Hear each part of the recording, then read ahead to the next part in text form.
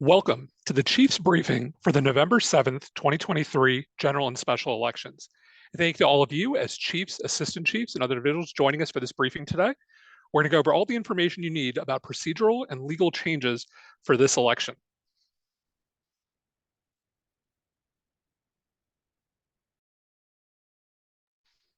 So first off, I want to welcome you all on behalf of our electoral board, including the chairman, the Honorable Catherine Hanley, the vice chairman, Jeffrey K. Shapiro, and the secretary of the electoral board, retired ambassador Christopher Hensel. We also have our general registrar and director of elections, Eric Spicer, and our deputy director and deputy general registrar, Cheryl Jones. For staff helping lead this briefing today, I have a few of my colleagues here with me, and we've had some changes in our office. So first off, my name is Ravi Udeshi. I've been honored to work in our office for about 6 years now, most of that time as our election officer manager. And earlier this year, I moved into a new role as our election manager, and I oversee the different teams that handle all of the in-person voting before and on election day. We now have a new election officer manager, Gretchen Coleman. I'll have her introduce herself in just a moment. And we have a couple members of our election training and operations staff to help present parts of this briefing, including Jean Fauble and Jean Tenson. Gretchen, would you like to say anything to all of our wonderful chiefs and assistant chiefs who are joining us today? Thanks, Ravi. And I just want to say thank you all for being here and attending, but more importantly, thank you for serving on election day and all the work you're putting in beforehand to get ready. We couldn't do this work without you, and we're really, truly grateful for all of your service. Thank you, Gretchen. Now, it takes a lot of people to conduct an election, so I want to welcome some of our other managers as well that are on this call. They're going to be providing updates for you for this election and helping answer your questions.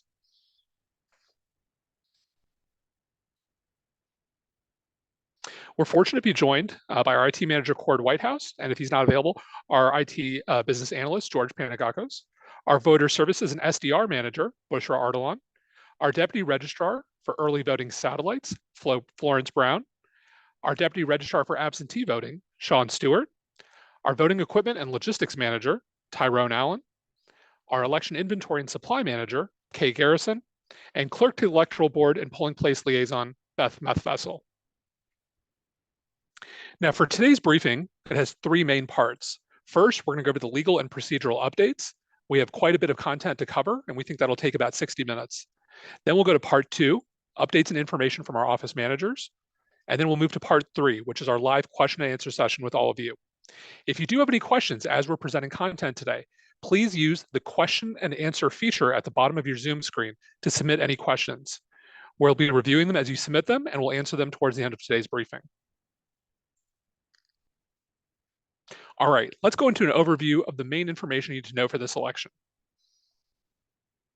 In terms of resources for each of your precincts, you will have 7 to 11 total election officers, including you as the chief or assistant chief. Each precinct will receive 3 to 5 poll pads, 2 express vote ballot marking devices, 2 DS200 ballot scanners, 1 admin tablet, which is a separate iPad to help with various resources, and ballots for 60 to 80% of your active registered voters. Now, the ballot this election, if you voted early, you'll know it's quite a long ballot. There are up to 13 contests depending on where you live in the county, and it is a 19-inch ballot, which is pretty much the longest ballot we possibly use. So it's very important that you and your officers remind every voter to review both sides of the ballot. Now, please note that several contests on the ballot do not have a party designation. By law, we only print party designation for state-level contests like Virginia Senate and Virginia House of Delegates. For local contests, like the Board of Supervisors or school board, party affiliation is not listed for each candidate. So what you could do is you could have your greeter officer say something like, be aware, only 2 contests list party affiliation next to each candidate. No talking is permitted in the voting booths, so please review your sample ballot before you check in. It's really important that you make sure every voter takes a look at that sample ballot and knows how they want to vote before they check in. Now, you may have seen some news recently about a candidate that's been disqualified from the ballot. This only applies in the Franconia district, which is less than 10% of our precincts, and it's only the precincts in the 400s. So if you're precinct 401, 402, 450, things like that. And we're going to be providing those of you in those precincts with these notices to post in every voting booth and in some areas of the voting room regarding the candidate disqualification. It's a very simple notice. It reads, Notice of Candidate Disqualification, Marcia C. St. John Cunning, Marcia C. St. John Cunning's candidacy for the Franconia District Representative on the Fairfax County School Board has been disqualified. This notice is provided in compliance with the directive of the Virginia Department of Elections, issued by the department under Virginia Code 242-612.1, based on a Fairfax County Circuit Court order entered on October 25th, 2023. We realize you may have some additional questions about this, but please be aware that due to pending legal actions, our office is unable to comment or provide further guidance on this. Now I have an exciting update for you, which is regarding our Chief's Notebook, which is the manual that we provide all chiefs and assistant chiefs to help you prepare and execute your role on Election Day. You want to review the Chief's Notebook well before Election Day, including using the PDF of the notebook that we've posted online and emailed you. And the reason you want to do that is we have some very significant and exciting updates in the Chief's Notebook. We've simplified and reordered the sections in the notebook. Last election, there were 17 tabs in the notebook. This time, there will be 10 tabs. We've simplified the content and grouped a lot of the main information you need to know in the overview chapter of that Chief's Notebook. But more importantly, we've taken the other sections of that notebook and put in lots of new images, simplified instructions, and very handy checklists. We want to make it very easy for you and your election officers to perform your roles before and on Election Day. And we hope the overhauled, reinvigorated notebook will help you do that. So I really want to say thank you to my colleague, Gene Faubel, for really taking the lead on that project. Here's an example of one of the new checklists in the notebook, and it relates to some of the things you'll have to do before Election Day. You'll see more pictures, you'll see more icons that give you an idea of what are the types of actions that you need to take, and it'll point you to other checklists that you or your officers will then be using. Now, we know COVID is always on people's minds. We want to remind you, just like the case has been for the past year, that all polling place procedures have returned to normal. Face masks are still optional for election officers and authorized representatives, but we have provided one box of face masks with each precinct supplies in case anyone needs one. But remember, by law, voters are never required to wear a face mask to vote. And of course, with or without COVID, if any of you officers become ill for any reason, notify us immediately and we'll assign a replacement officer. Now, there are a number of co-located precincts in each election. This time we have 68 co-located precincts across 34 facilities. And that's when you have 2 precincts in the same building. So as a reminder, for those of you in co-located precincts, try to schedule your site setup at the same time. Help voters get to the right place and don't let them stand in line twice. If someone has waited in line at one precinct, only to find out they were standing in line at the wrong precinct, an election officer can walk them over to the front of the line of the other precinct, if that's okay with both chiefs. You can try and coordinate your curbside voting, and you can also optionally share one drop box if you're both in the same voting room or using the same building entrance. And one change this election is that your collector officers, there's a change in how we've allocated collector officers. Previously, if there was a set of co-located precincts in a building, one precinct would have had 2 collector officers and the other precinct would have had 0 collector officers. We've now changed that, so each precinct will be assigned 1 collector officer, and those 2 collector officers will work together to bring back all the materials from that precinct. Now let's talk about authorized representatives. Authorized representatives are an official and very welcomed part of the election process. They just need to submit a paper authorization form and to be verified as a registered voter in Virginia. Authorized representatives are allowed to move around the voting room, but not to disrupt the voting process. And if they have any questions or concerns, they should direct them to you as the chief or assistant chief, to us here in the Office of Elections, or they may contact the party or candidate whom they represent. The authorized representative information in the Chief's Notebook has moved into the overview section. And so take a look there if you have any further questions or seeking further clarification on the authorized representatives and what they're allowed to do. And if you do have any issues before or on Election Day, call us in the office. We're very happy to help you answer any questions about what authorized representatives can or can't do. As it regards to firearms in the polling place, the code still stands as of July 2021, which prohibits any person to knowingly possess any firearm within 40 feet of any building or part thereof used as a polling place. There are some exceptions, and those include for a qualified law enforcement officer or retired law enforcement officer, a person whose private property may fall within 40 feet of the polling place, and a licensed armed security officer whose employment or performance of their duties occurs within 40 feet of the polling place. As you can see, those are generally very limited exceptions to the policy. What should you do if someone does walk into the polling place with a firearm? Please remind them that firearms are not permitted in the polling place, that they can take that firearm back to their vehicle, lock in the vehicle, and return and vote. If someone is not listening or not adhering to your instructions, then remember, first, you want to maintain the safety of you and your officers, and two, you want to help process a voter in and out of the voting room as quickly as possible. But again, feel free to call us if you need more help or guidance. All right, now let's jump into some of the things that are new this election. It's been a very exciting time for us here in the Office of Elections. It's been a time of change for the past year. And part of that is we're looking to see what changes can we make to make your lives easier. So I want to walk you through some of those things. First, this is a really exciting one for us. And if you worked in the June election, you may have seen this already. But in the past, you had to update your poll pads with the final voter file. Whether you did that during site setup on Monday, or you had to do that on election morning when you're really stressed and trying to get everything done within 1 hour. Well, we have now changed that procedure. Our office staff will now update all of your poll pads for you. So all you need to do is simply to pick up the poll pads before election day, take them to your precinct, lock them overnight, and then on election morning, turn them on and they will be ready to go. We're really excited about this change. It means more work for us in the office, but that's okay because we want to do anything we can to make your lives and your procedures easier. Now, we can only update the poll pads after absentee voting has ended on the final Saturday before Election Day. So we'll take care of updating them all the final Sunday, and then we need you as the chief to pick them up on the final Monday before Election Day. So we've already sent you information by email about this, and we simply need you to come to one of our 4 depot locations, pick up your poll pads, and go to your polling place. This means we are no longer sending out sheriff's envelopes to the chief's home the day before Election Day. So that process has gone away.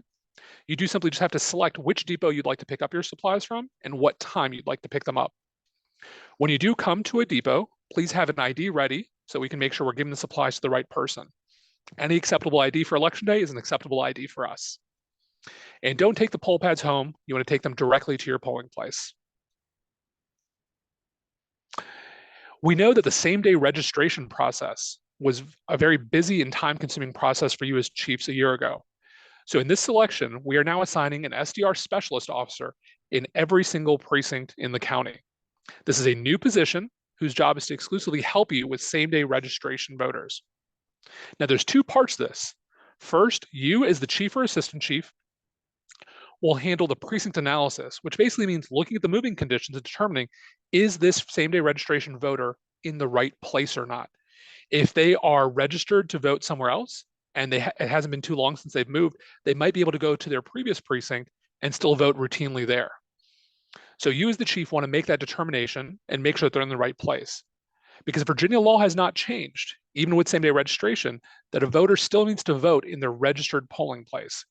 So if a voter wants to do a same-day registration, it's very important for them to be in the correct precinct for them to be able to do that. So you as the chief will help verify that. Once you've done that, then you want to hand the voter off to your SDR specialist officer. That officer will then assist and process that SDR voter. They'll work with them to fill out the provisional ballot envelope to make sure that's completed correctly and in full, that there are no missing fields. They're going to take that information and enter it into the electronic provisional ballot log, and then perform other tasks when they're not helping SDR voters. So in a given precinct, we think you may have 30 SDR provisional voters during the day. And so the SDR specialist officer will have a special table and they can help those voters during those times. But if you don't have any SDR voters for a while, that person could help with a curbside voter or help to check in officers or with any other function that you as the chief or assistant chief deem fit. So just remember, you want to strike the right balance. The SDR specialist should help with every SDR voter, allowing you to perform your chief and assistant chief duties, but that doesn't mean that they can't help with other things as well. We have new equipment carts. So 90% of precincts will be receiving a new, larger steel equipment cart. And again, we use these in the June election, but for those of you that didn't serve in June, you'll be seeing it for the first time. These equipment carts or cages are large enough to actually hold the DS200 scanners and all precinct supplies inside. So you'll notice that the DS200s are not transported separately to your precincts anymore. Now, when it comes time to removing the DS200 from that new equipment cart, make sure to use 3 officers to do that and follow the guides that we've provided you. And in some cases, the new equipment carts are a little too large to fit through the doorways of certain buildings that have smaller doorways. That's okay. What you can do is position the equipment cart in the hallway ideally outside the voting room or somewhere else in the building. Remove the supplies that you need from it and take them into the voting room. Just remember to keep that cart locked when it's not in use. And for about 10% of precincts, you're going to continue to receive the same gray cart that we used in the past election, and your DS200s will be transported separately from that. But by next election, we'll have new carts for those precincts as well. So it's very exciting. We have a new equipment cart. Now, one thing that was near and dear to me when I was a chief for a number of years is I tried to plan and prepare for election day. I tried to look at my supplies and figure out, what do I need when it's time to do my opening procedures and my site setup? What do I need during my closing procedures? It's something we've always asked you to take a look at as well. Well, we recognize if you're picking up your supplies on that final Monday before election day, you're not going to have time to necessarily do that. So we want to do that for you. So you're going to expect to see a few new envelopes in your materials that you'll pick up. First, you'll have an opening envelope with a green label on it. That's going to contain all the documents and other items you'll need for opening procedures.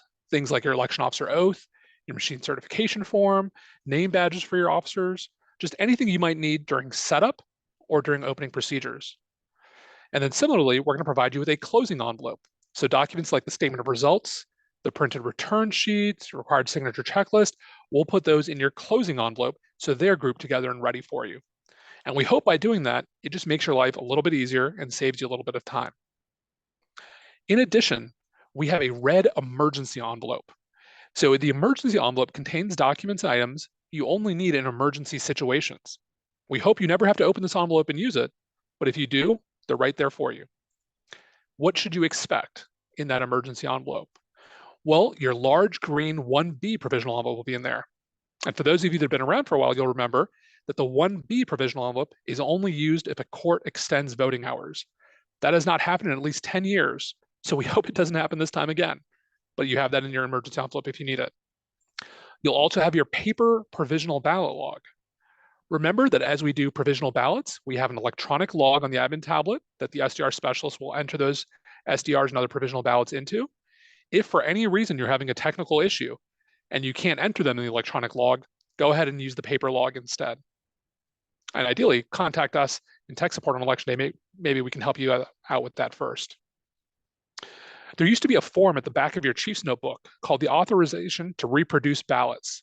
That's a form that you would fill out if you were running really, really short on ballots and we couldn't get you additional ballots on time. Well, we try to make sure that we give you more than enough ballots for what you need on election day. So we don't think you'll ever have to use this form, but we're giving it to you in the emergency envelope if you need it. And finally, the emergency relocation instructions are in this envelope as well. So we've identified 2 backup polling places that you can move to in the event of a significant issue at your polling place. If there was an earthquake or another type of event that would prevent you from using the voting room or polling place that you've been assigned to. So again, these are all emergency materials. You'll probably never need to use them, but they're in the emergency envelope.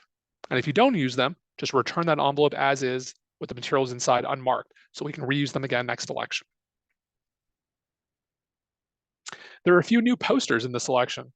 So first, we have a poster encouraging anyone who's interested to become an election officer just like all of you. This replaces the individual handouts that we used to have in the past. So yes, as you have voters leaving the polling place, feel free to ask them, have you ever thought about being an election officer? Take a look at this poster, scan this QR code. We'd love to have you. Another poster is regarding the permanent absentee list. If a voter would like to opt out of the permanent absentee list, then the yellow poster on the right has some information about how they can do that. And you have a form at each of your polling places that they can fill out to be removed from that list. Here's 2 more signs and posters. The first one on the left is a poster that helps with a policy that's been in place for a long time based on state code, but we want to remind you and your voters of, which is simply that talking is not generally permitted in the voting booths. If voters want to talk to each other about what's on the ballot, they should do that before they check in to vote. In some cases, election officers have offered the request for assistance form. The request for assistance form is really designed when someone needs help reading, marking, or translating the ballot, not just to talk to another voter. So that's why it's really, really important, as I said at the beginning, to encourage your officer that's serving as a greeter to remind voters, take a look at the ballot, make sure you know who you want to vote for, and that way then no talking would be necessary at the voting booths themselves. The poster on the right is regarding the public school bond that's on the ballot. So in some past elections, you may have gotten handouts to hand to each voter about the public school bonds or other bonds on the ballot. This time we're providing you with a poster in all 4 languages. You'll have 4 of them. You want to post them side by side in your voting room to make sure voters are apprised of the bonds, and just kind of a simple English, simplified English explanation of what the bond issue is. So in the past, we've provided you with a small blue pencil case that had various office supplies in it.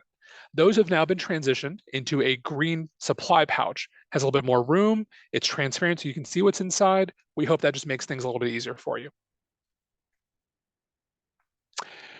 We've previously given you a number of outdoor real estate signs, things that say vote and vote here and voter parking. Those signs have been printed with a blue background or a red background or other colors. Well, we are now trying to use a unified color scheme for signs and posters that come from the Office of Elections. So our new outdoor real estate signs have a black and yellow color scheme. They have our county logo on them. And we, of course, have the instructions in all 4 languages. So you can expect to receive these signs to be able to post outdoors. You may receive some additional signs of the previous format. We're still evaluating and considering whether to phase those completely out or not, but we want to make sure you had more than enough signs for everything you need. So you'll get these primarily to start with, and if you happen to need more signs, you'll have the other types of signs as well. Now here's a really big change that came from the state, which is that the provisional envelope has changed. The provisional envelope used to be basically a half sheet of paper size, and it was pretty small. And then for same-day registrations, you had to do that envelope plus a same-day registration application form. Well, my colleague Cheryl and I actually served on a state work group and worked with a number of registrars and with the State Department of Elections to figure out what is a better way of handling the provisional envelope and the provisional process. And we all agreed we really wanted to be one envelope. So whether it's a regular provisional voter or an SDR provisional voter, it should be one envelope. Well, due to legal requirements, the way it worked out was that that envelope is a single unified envelope, but there are 2 sides to that envelope.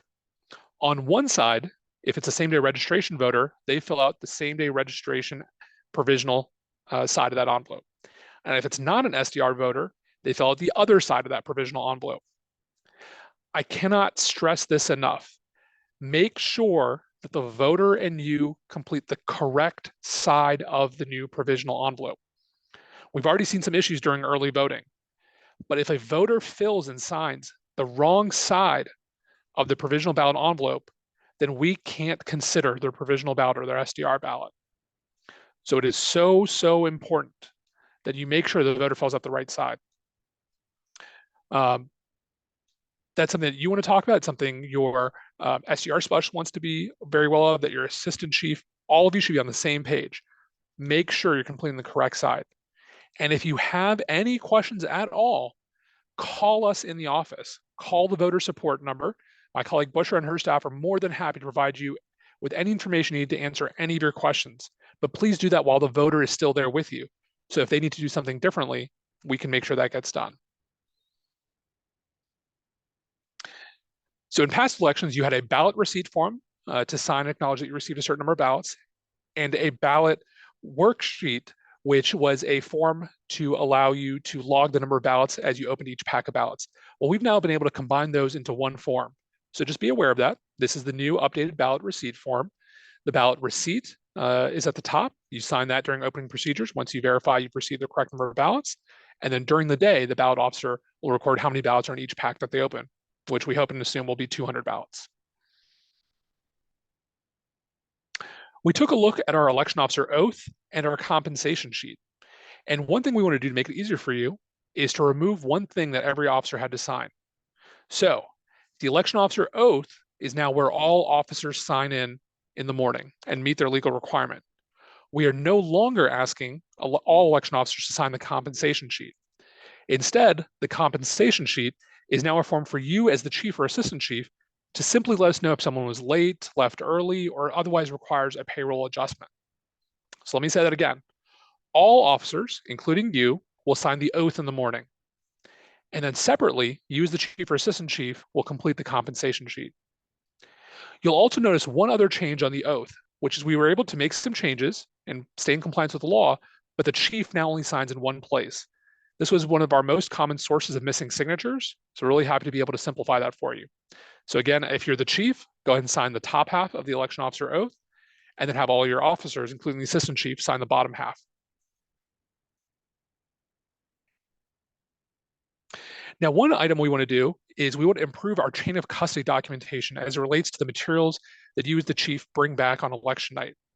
So we've updated and created a chief supply return form. This will actually be on the back of your windshield notice. And it's simply a way for you to remember which items you need to bring back to the depot. So you would fill out that top half above the red line. You would record how many boxes of voted and unvoted ballots you're returning. And then you turn in this form to our staff at the return depot, and we will double check and verify what you've returned. So again, this helps us maintain our chain of custody for these items, but also hopefully helps you remember what items you need to bring back.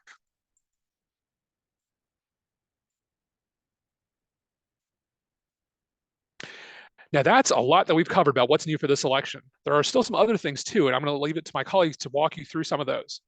So next, I want to hand it off to Gretchen to take you through what you need to know before Election Day. Gretchen? Awesome. Thanks so much, Rafi. And so I'm going to go over just a couple highlights from this checklist we sent out via email a couple weeks ago about the things that chiefs need to know before Election Day and the steps they have to take. This is not designed to be comprehensive. We have information in the notebook and on the portal, as well as in the chief's basic training that you have all taken. So if you have additional questions, feel free to ask them here, but also refer back to those materials as well. So to get started, this is potentially the most important thing to remember is our contact information. So we will be contacting you regularly via phone, by phone and by email over the next several days to get ready for the election. And make sure that you pick up our calls when we call and you respond to all emails in a prompt manner. We also have heard feedback that people have had some of our emails show up in their spam folder. So if you add this number and this email to your contacts, you can make sure that that's not an issue. And if you have trouble with that, give us a call and we can walk you through that process. We have some upcoming events. If anyone is looking for a little bit of additional training or support in the next week or so before the election. Tomorrow we have our final workshops. So these are 90-minute in-person training sessions to provide a refresher on some of these skills and get ready for Election Day. We have the same day registration workshop tomorrow at noon. Wednesday at noon, and the Chiefs workshop at 2:30. Many of you have already attended one or both of these before, so hopefully you found that helpful. And if anyone is still looking for some of that hands-on practice, you can sign up in the election officer portal for one of these opportunities. Also, the next day is a Chiefs open house.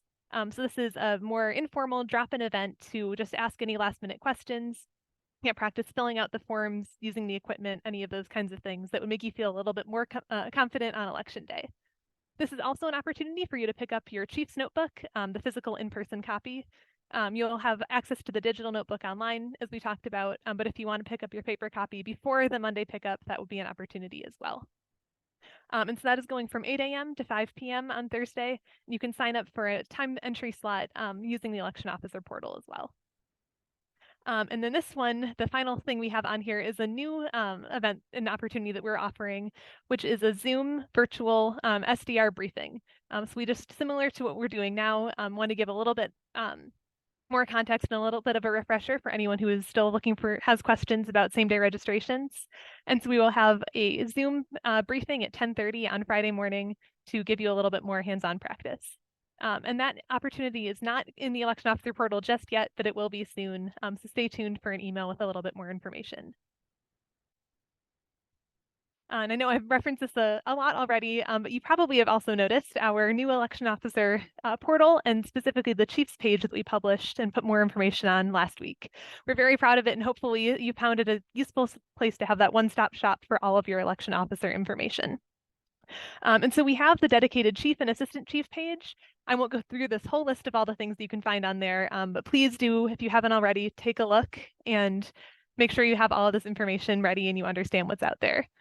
Something that I do want to highlight that you can now do on the election officer portal and specifically on that chief's page is you can view the recording of this briefing if you want to review some of this information again. And also, importantly, confirm that you have watched the recording. So we know you're all here, but please do let us know. So if you go onto the portal, you can fill out a form saying that you affirm that you watched the portal, as this is a requirement to be able to serve. And please do that by Wednesday, the 1st. We'll send out an email with more information about that as well coming soon. So I'm just highlighting a couple other things that will show up in the election officer portal. So this is the precinct roster that you'll be able to view.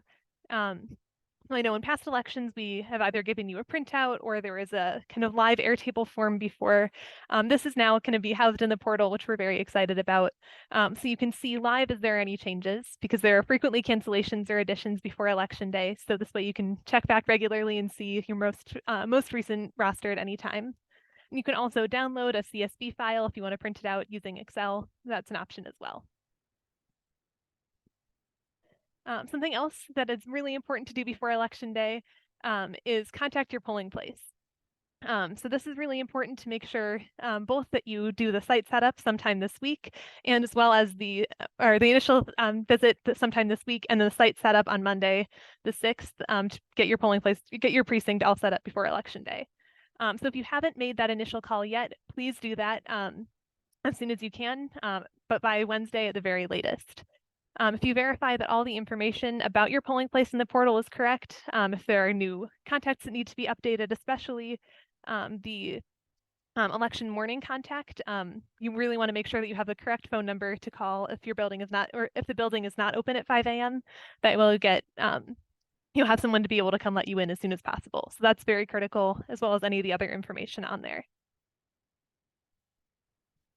Something else to keep in mind, I mentioned this already, but you will be able to pick up the physical printed copy of your notebook during the Chiefs open house on Thursday the 2nd. And so, like I mentioned, you can sign up for a training slot in the portal. But if you can't come on Thursday or don't need the physical copy ahead of time, it will automatically be in the black supply kit that Chiefs pick up the day before the election on Monday the 6th. So you can get that information then. And so if you're an assistant chief, you can pick up your copy of the chief's notebook either early on Thursday using the election officer portal. And if you are not able to make it on Thursday, you'll get it on election morning when you help with the setup. So the other things that you need to do on the day before the election, I just covered the things that you need to do the week before, is to go to the depot at the selected time in the portal. And so you both go to do the supply pickup the day before the election at one of your portal locations, and then you go directly from that depot to your site setup, because you'll have your poll pads, all of your equipment. You should go directly and without making any stops on the way. So the pickup time from the depots is sometime between 1 p.m. and 6:30 p.m. on Monday the 6th, and you'll be able to select a time that works for you using the election officer portal. But then you go from there to the polling place for the site setup. So it's really important when you're picking your pickup time from the depot that it makes sense for the previously established site setup time with your polling place. You must establish that with your polling place ahead of time. I can't stress that enough. We want to make sure that they're there and able to open up the doors for you and answer any of your questions. So make sure you give them a call ahead of time to plan that out. And for any FCPS schools, we have paid for staff to be available for you at those schools between 4:30 p.m. and 7:30 p.m. on the 6th. So it's really important that you plan to do it sometime during that time frame. But even then, still give them a call and make sure you are on the same page about when you're attending, whether that's 5:30 or a 5:30 setup or a 6:30 setup or anything like that. Don't just assume if you've done this before that you can just show up at the same time. Please give them a call and confirm. But when you're there on Monday the 6th and you've found your right time and you've brought all your supplies over, you don't have to do all of the setup the day before. You'll be able to see specifically what steps you need to take and what supplies to set up using the Chief's notebook. You can reference that photo here on the right. Specifically, you don't have to worry about removing the big DS200 scanners. You can save that for election morning to make sure that all poll pads and all equipment are locked in the cart overnight. If you can either take the black kit into the voting room and store it and lock it securely there, or you can take it home and bring it back with you the next morning. Something else that's really important feedback that we've gotten from schools is please do not place any tape on the gym floor. That could damage the floors permanently, and we don't want that to happen. So if you need tape or you need some kind of accommodation, please talk with your polling place and make sure that they can get you the supplies that you need. One other highlight to keep in mind when you're doing your Monday setup is be mindful of accessibility when you're setting up the voting room. That's really important, and you don't want to kind of save that for the end of election morning and rush to get that done. Take the time to get the accessibility layout done correctly. Maintain clear paths of travel. So if you have not any narrow areas that someone with a wheelchair could easily navigate, and make sure the path of travel is accessible not just inside the building, but outside the building as well. You can set up the curbside and set up ahead of time. Just make sure you go through all of those steps and that checklist for accessibility. So the Chief's Notebook has a very great dedicated section to this, so make sure you look up the accessibility information there and give us a call or send us an email if you have any questions. So that's all of the information in a nutshell that you need to do before Election Day. Again, look at your emails and the portal and the Chief's Notebook for any specific information. But I'm going to transition now to what you would do that morning from 5 a.m. to 6 a.m. when you're setting up the polls. So make sure you arrive at 5 a.m. You guys have done this before, you know how early it is, but also how important it is to be there early and make sure that everything gets done on time. And you make sure that officers are on your final roster.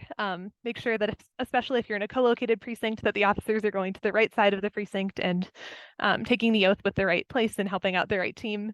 And make sure that everyone who shows up and says they're ready to work is actually on your roster. Some people may be late, which you can note in the compensation sheet that we showed you earlier. If some officers don't arrive by 5:30 a.m., please give us a call. We have reserve officers on standby ready to fill in some last minute cancellations and vacancies. So we may be able to send them over to serve as your replacements.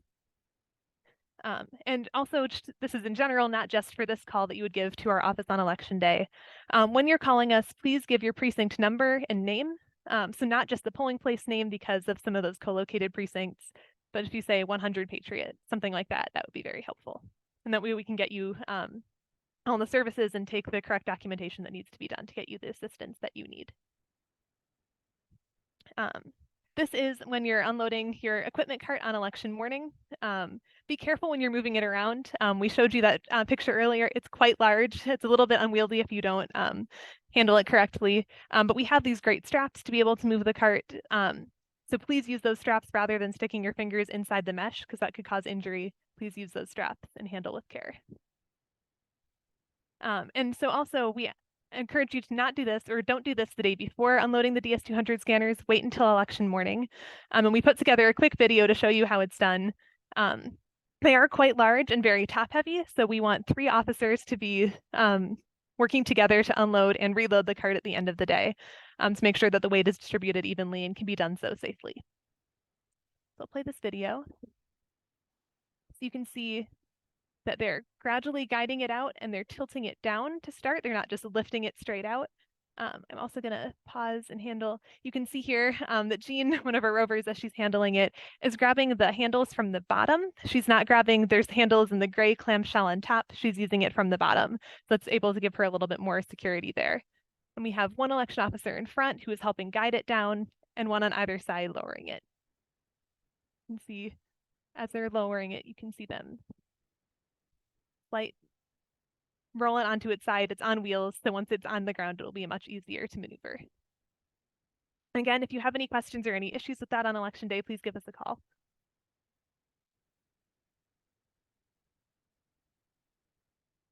And once you have unloaded your DS200, we will store sealed boxes of the ballots inside there. So make sure you take those out before the polls open. You'll see that there is a photo there. There's a seal telling you which DS200 has the ballots, so you'll be able to remove them from there. And you can see there, the ballots are kept inside of the cardboard boxes. So you can just remove them all, ensure that that compartment is empty, and then reseal. So when you're unloading equipment and setting up on election morning, just as a reminder, set up both DS200s. You just need to set up one express vote and have the other one as a backup in case you need it. Make sure you set up both DS200s and get them all ready to be voted on. You're more than welcome to just use the one if you think that works best for your polling place setup and to get voters to process using the one scanner, but have that backup on standby ready to go in case the first one malfunctions and you don't have to pause and wait to set up the second one because that could take a long time. It's also important when you're doing that initial polling place setup to figure out where the DS200 is going to go because you might need an extension cord to be able to connect the power supply from the wall. And we could provide you an extension cord. We're happy to do so, but you have to ask us before election day to make sure that everything is set up. So as you're doing that site visit, give your rover a call if you need an extension cord. Something else to keep in mind as you're setting up that critical hour between 5 a.m. and 6 a.m. on election day. Make sure to give us a call only if it's a critical issue that would prevent you from opening on time. And there are lots of issues, and we're glad to help you out all day, but we anticipate a large volume of calls during that time, so we want to make sure we dedicate our energy to the most critical issues. So if there's something that's a little bit less time sensitive, give us a call 6:30 or later, and we're happy to take that. So for example, if your DS200 won't work or something like that, please do give us a call. That's very important. If you're missing a compensation sheet or some of the forms that we'll be using later on in the day, that's important, and we'll make sure we get that handled, but that can wait until after 6:30. So that was all kind of a summary of the information, the highlights that you need to know before the election. And now I'm going to transition it over to my colleague Jean to talk about what you're going to do during the day. All right, everyone, I will take you through during the day.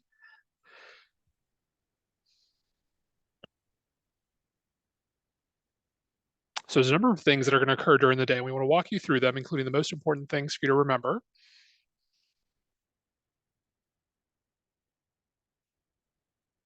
All right, first off, at your check-in table, you want to make sure you provide the check-in instructions handout to each of your check-in officers, which simply remind them about the different steps they need to follow during the check-in process. Now, during the check-in process, you may have voters who live on what used to be called Lee Highway or used to be called Lee Jackson Memorial Highway. After county review, those roads have actually been renamed within the county. What used to be called Lee Highway is now officially known as Route 29. What used to be called Lee Jackson Memorial Highway is now officially called Route 50. So just be aware that during the check-in process, some voters may provide the former street name. The poll pad, however, will display the new legal name. And just remind your check-in officers it's okay and they can still accept the old name.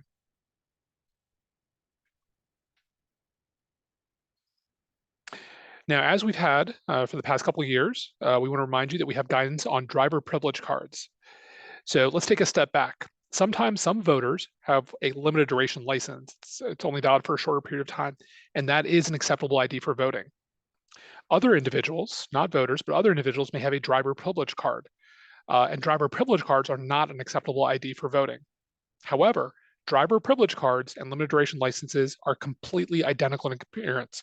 What you see there in the pictures on the right, those are both examples of what a limited duration license or a driver privilege card could look like. So how should you handle it?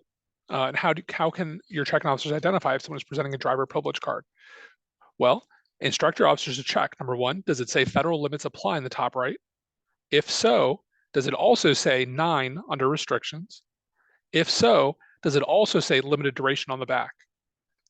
If the answer is yes for all three of those, then you would ask the voter, is this a driver's license or a driver privilege card? And if the voter says it's driver's license or say they don't know, then you would accept the ID. And if they say it's a driver privilege card, then you would let them know that it is not an acceptable form of ID for voting and ask them for another acceptable form of ID, or you can offer them the ID confirmation statement. Now, it's really important to make sure your check-in officers are completing the check-in process. A voter has not been checked in until your check-in officers see this screen. So remind your check-in officers, do not hand out a voter permit card until you see this gray screen. Now, I have a question for all of you. Who wants to wait for an hour for your DS200s to print your write-in tapes? My guess is the answer is none of you. So just remember, we are expecting a high number of write-ins in this election across the county. There are multiple contests in which we've heard about concerted efforts for write-in candidates. And your DS200s will print a write-in tape showing an image of the write-in from every single ballot. Well, if you're not careful about it, you will be sitting there for an hour waiting for all of those write-ins to print before you can move on to the next step of the process. So this is really important. You want to have your election officers direct voters to use both DS200s equally in this election. So as you're going throughout the day, you should be checking the DS200, making sure, hey, this one has 200 ballots cast in it. This one has 100. Let's direct voters to this one. So at the end of the day, each DS200 may have about, 1,000 ballots cast in it. And that way, when you get to closing procedures and you have to print the write-in tapes, it will take a lot less long to actually print those tapes if you've been using both DS200s equally. So open them both up during opening procedures, direct voters to use them both very equally. And that way, if, as we expect, we have write-ins for anywhere from 25 to 80% of voters, then it won't be you sitting there forever waiting for it to print those write-in tapes. If you take nothing away from this briefing, remember this: use both DS200s equally. So like last election, we have a voter count worksheet. This is a simple worksheet that you, an officer, or a high school page can complete to check how many voters have checked on the poll pads and how many voters have cast a ballot on the DS200 or are currently in the process of voting, and making sure those numbers match up throughout the day. And this way, if at any point during the day they don't match up, you know approximately when it happened and can start looking into it. As always, we're going to ask you to complete 3 turnout surveys during the day at around 9 a.m., 12 p.m., and 3 p.m. So any officer can complete the turnout surveys, and just remind them to schedule an alarm on their phone. It can also be a high school page as well. Next, you've got your Chief's notes. So just remember to record in your Chief's notes throughout the day any types of equipment problems, election day incidents, voter registration issues, or other observations or comments. And finally, don't forget to fill out your election officer evaluation form. It's so important for us to hear about how your officers have performed, not just the officers that may not have done well, but also the officers that have done a really great job, so we know to automatically reassign them next time. So just make sure to set aside a little time to fill out the election officer evaluation form before closing procedures. This should be something that you do between maybe about 5 p.m. and 7 p.m. So that way then after 7 p.m., you can entirely focus on closing procedures. Now with that, let me turn over to my colleague, Gene Fauble, to take you through non-routine voter situations and the what-ifs.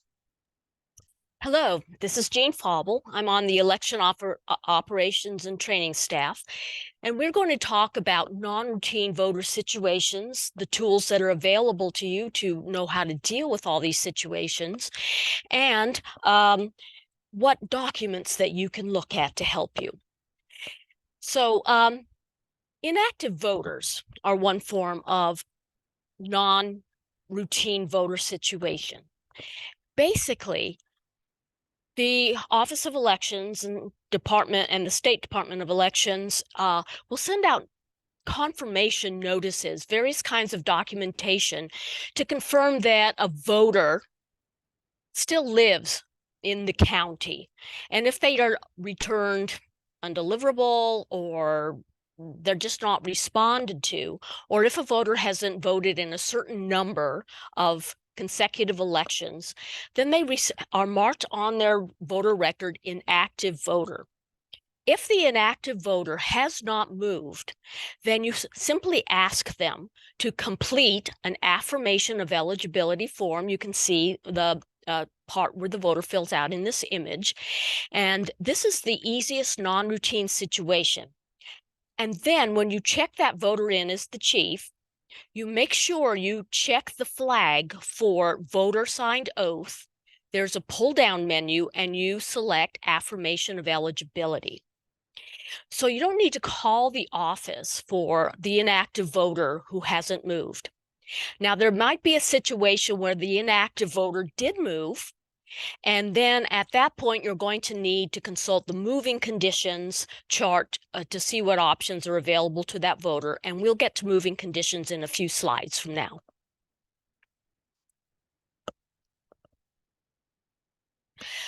The next situation is when the voter brings in an absentee ballot. They applied for an absentee ballot, and they decided for whatever reason they would rather vote in person on election day. If they bring in the absentee ballot and they surrender it to you, then they are able to be checked in to vote routinely. But first, they must surrender that ballot. Ask them to write absentee surrendered on the ballot. And if they would like to obscure their choices, they can fill in every single bubble on the ballot.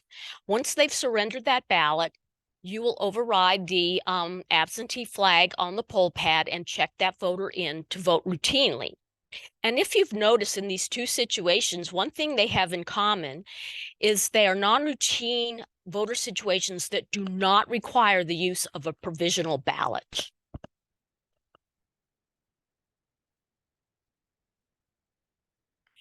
Okay, in certain situations, specifically when the voter requests it, you can cancel a voter check-in.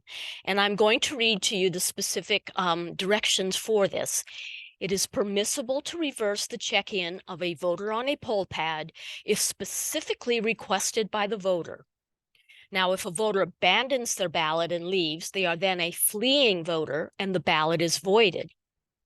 If a voter returns their ballot to an election officer and requests their check-in be reversed, the chief or assistant chief election officer may cancel their check-in. Ask the voter to present their ID again so that you can verify their name and ensure that the appropriate voter's check-in is canceled. Mark the surrendered ballot as spoiled and put it in envelope number 4. Note that you cannot cancel the check-in of a voter unless the voter specifically asks. As a best practice, ask any voter who returns the ballot if they would like their check-in to be canceled. And if a voter check-in is canceled, the voter may later vote routinely at another time during early voting or on election day. There are instructions in the notebook for canceling a voter check-in. There are screenshots as well.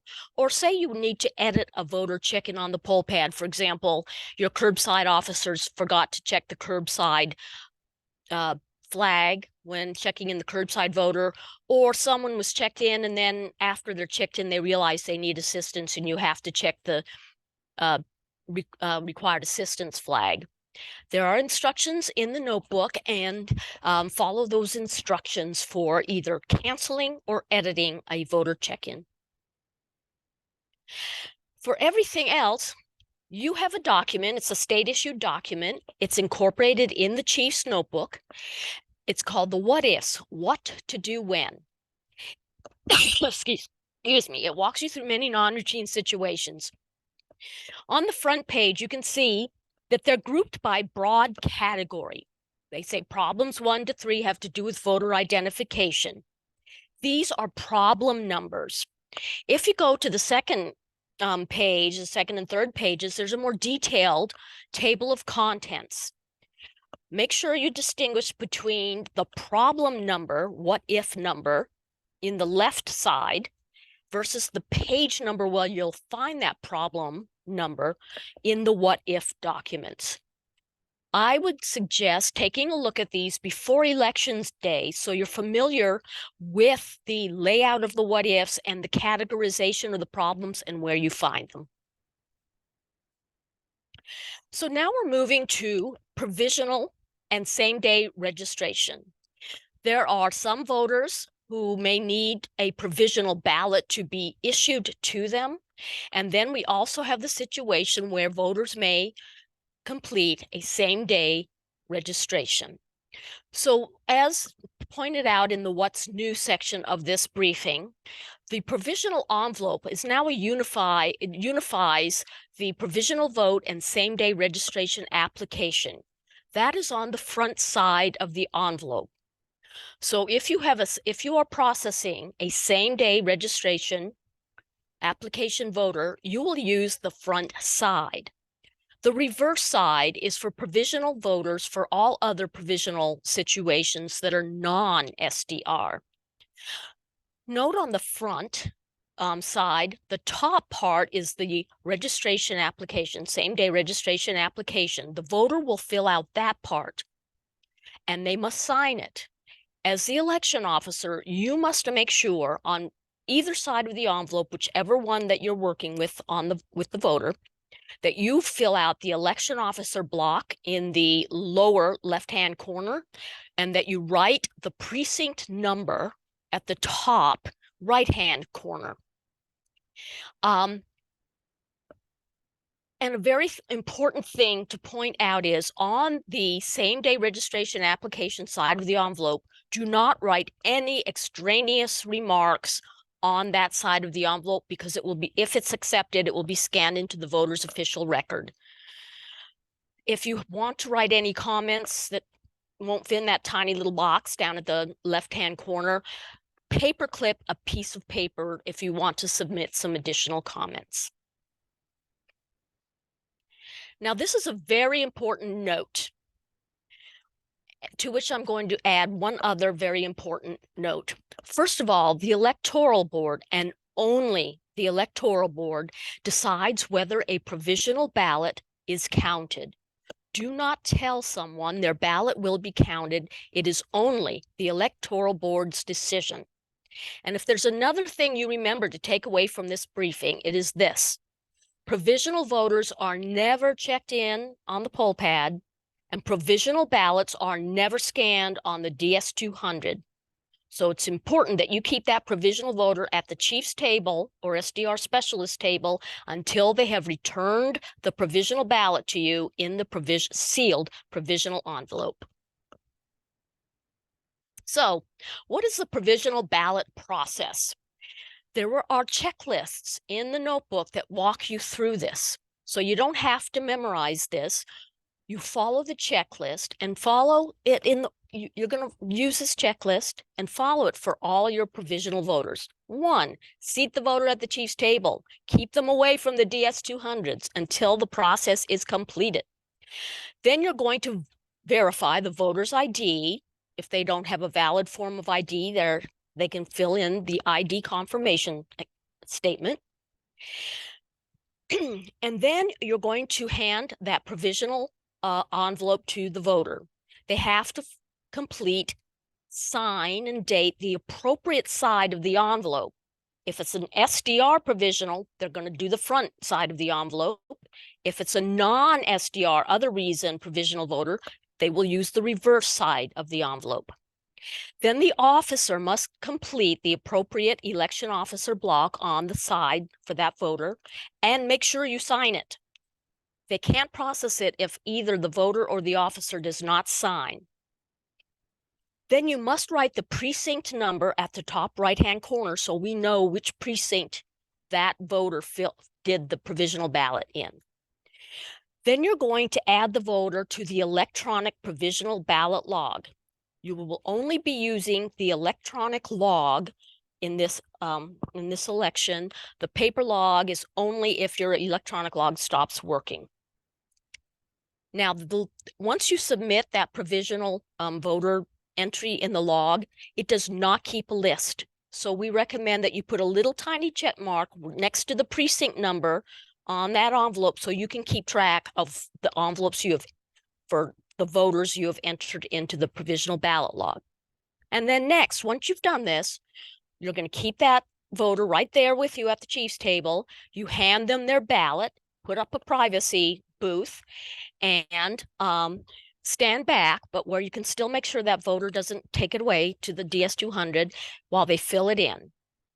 The voter seals the ballot, inserts it into the green provisional envelope, and gives that envelope to you.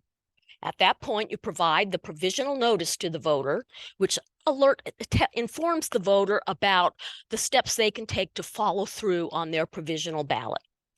Finally, you store the provisional envelope in the appropriate large green 1A envelope. The 1A for SDR has a great big red and white label on it that says SDR, and the other 1A envelope is for all the non-SDR provisional voters. Okay, same-day registration. It went into effect a year ago. It is a provisional process because the provisional ballot can only be considered if the voter registration information has been completed correctly and the person is qualified to vote. So it's 2 steps. That voter is going to complete the same day voter registration application and then follow through on the provisional ballot process. So who can do a same-day registration? Any person who is qualified to register to vote may complete a same-day registration, and this is important, in the precinct where they currently reside. So who might this be? It could be someone who is not registered before Election Day. It might be someone who just turned 18, a new citizen, someone who just moved to Virginia. Or it can be someone who was already registered, but who moved and did not update their registration.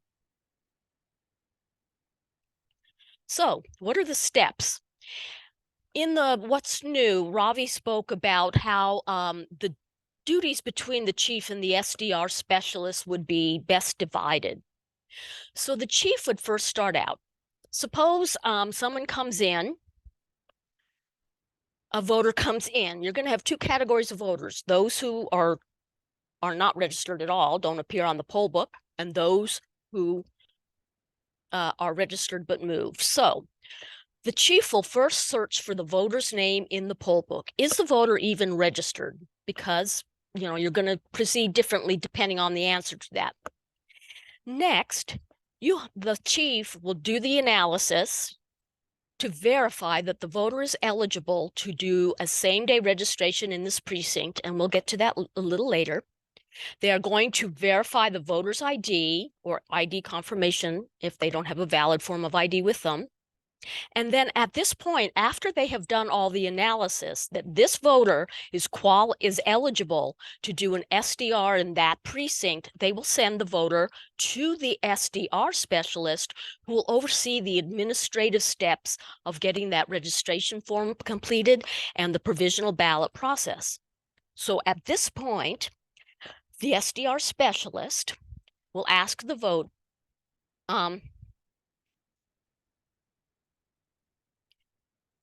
the voter, the SDR specialist will hand the envelope to the voter, have them sit down at the chief's table or SDR specialist table as it's set up in your precinct, and the voter completes and signs that provisional ballot envelope. Then the SDR specialist takes it back. They complete and sign the election officer block on the provisional envelope and adds the precinct number. Then they will add that voter information and barcode to the electronic provisional log. You'll basically be copying over the information from the provisional envelope. The barcode, not yet. The barcode is, you can find that on the flap on the reverse side of the provisional envelope. Next, you will give the ballot to the voter, make sure they have a privacy booth, keep them at the chief's table, and they wait till they fill in the ballot. They seal it, fold it, put it inside. They fill it out, fold it up, put it in the envelope, return the sealed envelope to you. Then you give them the provisional notice. And then once they've returned that envelope to you, you're going to put it in the 1A SDR labeled envelope. There is a checklist in the notebook and in the little packet of materials the SDR specialist will also receive that has this procedure in it, so you don't have to memorize it. It's spelled out for you. Okay. So moving conditions kind of impact whether a voter, the options that are available to a voter depending on when and where they moved and whether they can vote routinely in their old precinct or currently registered, or whether they can do an SDR precinct in the registration in the new precinct, which is for where they currently reside. So as you see, it's a grid. You're going to have to ask the voter, when did you move? And how far did you move? And how far is really, did you change precincts? And if you did change precincts, did you also change congressional district or not? So you will always need to check where the voter is currently registered. And you must analyze the moving conditions chart and the information in the what-ifs to know what the options are that you can present to the voter. And it's also important, when you're the chief at a precinct, to determine, is that voter standing in front of you, are they in their old precinct right now, or are they in their new precinct right now? Because that affects the options you can offer them at that point. So how do you confirm a voter is eligible to do a same-day registration at your precinct? You're going to use the My Neighborhood tool. That's the pink icon that says MN on the admin tablet. You tap that icon, and then you get to my neighborhood thing. So what you're going to do is, at the top of where you see the map, you are going to enter the voter's street number and street name in the search bar at the top there. X out any form or address that's there. And then the little tiny magnifying glass next to the search bar, not the big magnifying glass in the black banner at the top. Do you see in the left column, it's going to be down a bit, it says voting precinct. It has the number and the name of the precinct for that voter's address where they currently reside. Is it your precinct? Are they standing in the new precinct where they currently reside? Or are they, so if they are in your precinct and they're otherwise eligible to do an SDR there, then you've confirmed that they do indeed reside in your precinct. Now, how do you determine if a voter moved to a different congressional district? Because when you have the moving chart in front of you, you can see that that makes a difference to the options. At this point, you are going to tap on the gray PCT icon, it stands for precinct, to access the precinct locator on the admin tablet. It's a PDF document, so you'll have to scroll down. And all the precincts are listed in numerical order. And in the column that's labeled CONG, that's short for congressional, it indicates the congressional district for every single precinct. So you will have to look up the voter's old address and their precinct, what congressional district was that old precinct in, and the congressional district for the new precinct for their new address to determine are they in the same or different congressional district. So this is very important to remember. The same day registration must be completely filled out by the voter in order for it to be processed before the electoral board meets. So there are asterisks field. We've highlighted them in this image, but you must make sure that the voter has filled in every required piece of information. All 3 of the questions in part 1, and it must be a full social security number. Every asterisk field must be filled in, and they must provide a middle name or initial or select the box for none. And then they must sign it, the affirmation down in part 7 and date it. Your job as the officer is to fill in the precinct number and to fill in the box at the bottom. The reason code for the provisional ballot is number 1. It's provided there, number 1, same day registration. And you have to also indicate whether or not they provided a valid form of ID or signed an ID confirmation statement. And then you must sign this envelope. Both the voter and the election officer must sign. So ask the voter to really proofread what the information they entered to make sure they didn't miss anything and that they filled it in legibly and correctly. So when they're folding their ballot, as Ravi pointed out, it's a very long ballot. It's 19 inches long. If it turns out that this ballot can be counted, the envelope is opened. We want to make sure that when that envelope is opened, the envelope is not cut. I mean, the ballot isn't cut. So there are pictures. You are going to ask the voter to take that ballot, fold it in half again, so it looks kind of like a regular size business envelope, and insert it into the provisional envelope lengthwise, just to make sure it doesn't get cut. Here are the images of the 2 forms of 1A envelopes. Make sure you put your different provisional envelopes into the correct 1A envelope. So let's take a couple of examples. The voter just moved to Virginia and is not registered. You're simply going to confirm that they do indeed reside in the area covered by your precinct by using the My Neighborhood tool. If that's correct, you send them on to the same-day registration specialist who will oversee the completion of the SDR. The voter just turned 18 after the registration deadline. They're not registered, confirm they live in your precinct, and then send them to do the SDR. So here we see that the voter moved in 2023 to a different congressional district. You can see where the time frame and to a different congressional district row and column intersect, and it gives the options in that square of the grid. The voter can choose to vote routinely in their old precinct where registered, or do the SDR in the new precinct where they currently reside. So here in this situation, the voter moved way back in 2019, and they moved within the same congressional district to a different precinct. At this point, based on when they moved, their only option is to do an SDR in the precinct where they now live.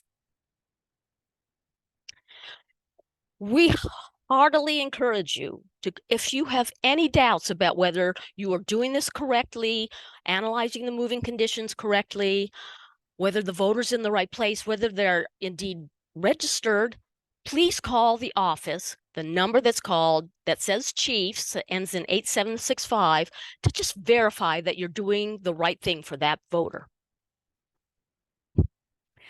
And now I'm going to turn the floor over to Jean Tenson, who is going to walk you through just things that you should be particularly aware of for the closing process. Thank you, Jean. All right, I'm Jean Tenson, and I'm part of the training and operations team. At the end of a very long day, everyone is tired and wants to hurry through closing so that you can go home. But now is the time to take a breath, slow down, and really pay attention to what you're doing. Preparation and delegation are the keys to a smooth closing. We've provided loads of checklists and colorful one-page guides. If you follow these directions, you won't forget anything. The order in which you close your DS200s at the end of the night matters. Let me explain why. Sometimes an overly eager election officer removes the USB flash drives from the DS200 while it's still powered on. That corrupts the drives, making them unreadable. If that happens, you have to take all the ballots out of the DS200 and rescan them on your other machine. But if you've closed it already, then you have to reopen it, adding more time to closing. By the way, if you ever find yourself in this situation, call tech support immediately for help so they can walk you through the proper procedure. But it's really easy to avoid the problem. Simply close the DS200 with the most ballots cast on it first. Look at the public count on the DS200 screen. The one with the higher number is the one you should close first. And remember, wait till the machine is fully powered off before removing those flash drives. The officers closing the DS200s, next slide, there we go, will hand you 4 USB flash drives, 2 with orange labels and 2 with yellow labels. The orange labeled drives will go to the courthouse in envelope number 7. The yellow labeled drives will go to the Office of Elections. We've made this really easy to know what goes where. The labels literally say number 7 on the orange ones and the purple pouch on the yellow ones. A common question is what to do with the tear-off receipt on the trip lock bag.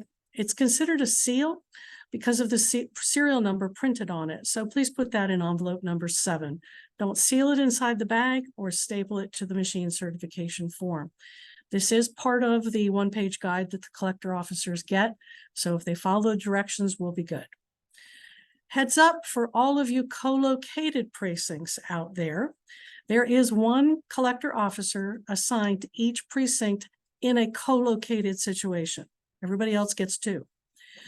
In the co-located precincts, those 2 people will work together as a team. Make sure that they have both purple pouches when they leave the polling place.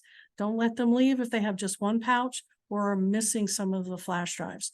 We need to get all the flash drives back from both precincts in the co-located buildings. Next slide. The machine certification form is one of the things that you'll do during closing. You're going to record the number of absentee ballots in the drop box, the trip block security seal number, and the seal from the purple pouch. We also need the seal numbers from the poll pad cases and the DS200s. You'll need the public and protected counts from the scanners, the number of boxes voted and unvoted ballots that you're bringing back to the depot, and the seals from the equipment cart and orange pouch. When you sign this form, please make sure that every box is filled in. There shouldn't be anything blank here. Envelope number 7 is where you're going to put those 2 flash drives with orange labels from the DS200s. Remember, they're labeled number 7. You'll also add the red barcoded stickers from the printer access doors of the scanners, your cut zip tie seals, and the trip lock seal receipt. All of this is in your chief's notebook as a checklist. The back of the envelope number 7 must be filled out. Everything you need to do this is on the machine certification form. So you're just copying information from that form to the back of the envelope. You should have 2 lines only, and every item on the line should be filled out. Ballot boxes now have 1 sticker label each on the short end, short side, the end of each box, instead of having 2 labels just on the end. And this is true for both your number 3 counted ballots and your number 6 unvoted ballots. Be sure that the labels are filled out and that you've packed ballots from different scanners in different boxes. We don't mix them. Take a close look at this photo. You see that the poll pad is still powered on, and you are at the home screen for the poll pad application. Leave them powered on when you pack them in the cases and seal them with a zip tie seal. This helps us import the voter check-ins more quickly when the poll pads come back to our office. Bring those poll pads back to the depot in the same cardboard banker's box that you received them in. That can be pretty heavy, so feel free to put the box in your car, then load the poll pads into the box. That way you don't have to lift that box. The statement of results now integrates the poll pad certification form right into it. No more pink form for that, making this a bit faster. Please pay attention to section number 4 at the bottom of the front page there, where we ask you about discrepancies. If there weren't any, check off no. But if there was a problem, we've got a couple of sample check boxes there that might fit your situation. And if it doesn't, please explain as best you can or what you think might have happened so that we can try to reconcile things later. Want to draw your attention to the 5th line on this section of the SOR. It asks about the number of provisional ballots in envelopes 1A and 1B. This does include the SDR provisional ballots in envelope 1A SDR. So really you're looking at 3 envelopes here, 1A SDR, and 1B. Count them all up and put it in here. As you're filling out the SOR, you're going to want to refer to the ballot status accounting report. This image is in your chief's notebook in the closing section, and it will help you locate the numbers that you need for different parts of the SOR. For part 3, you need the public count highlighted in yellow there. In part 6, you're going to need the total standard ballot sheets. That's the number of regular ballots that got cast there. And in part 7, you'll need the total express vote cards to put in part 7. Again, this is in your chief's notebook, so you'll have it handy to take care of during closing. Hand count report is pretty rare. In all the elections I did as a chief, I had 1 hand counted ballot ever.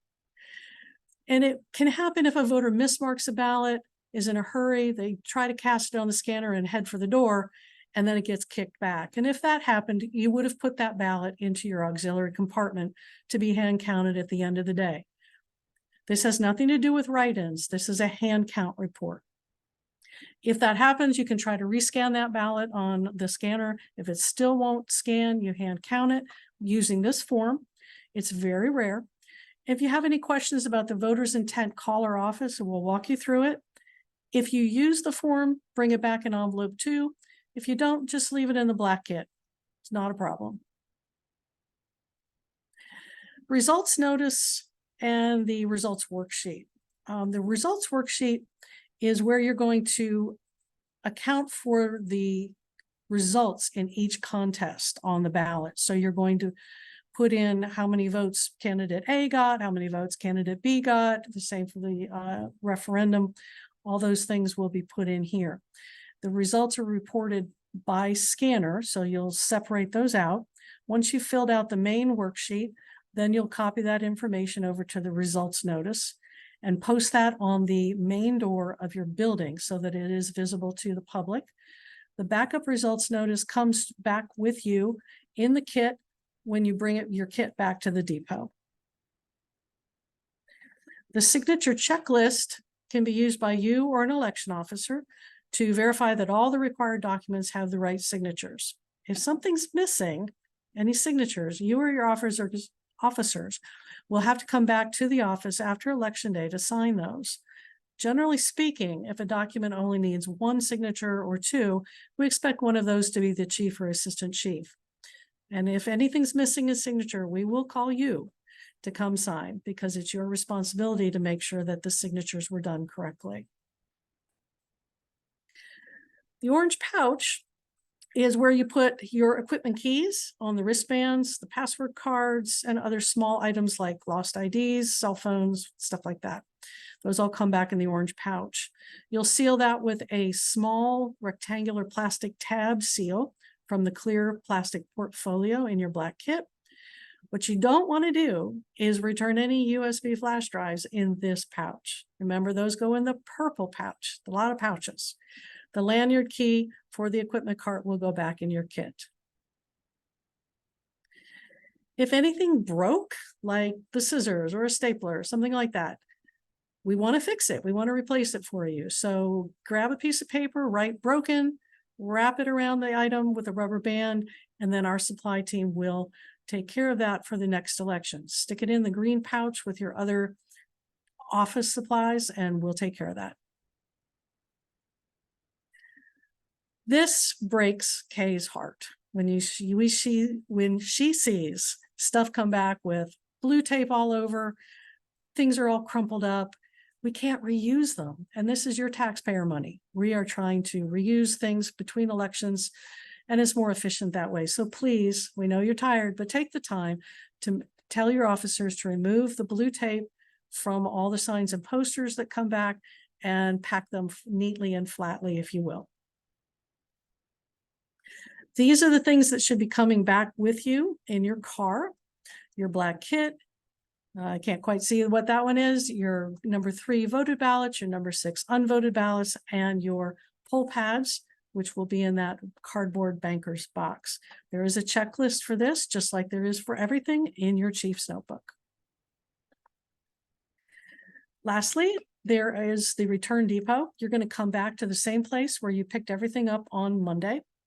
There is a map for each of these locations in your chief's notebook.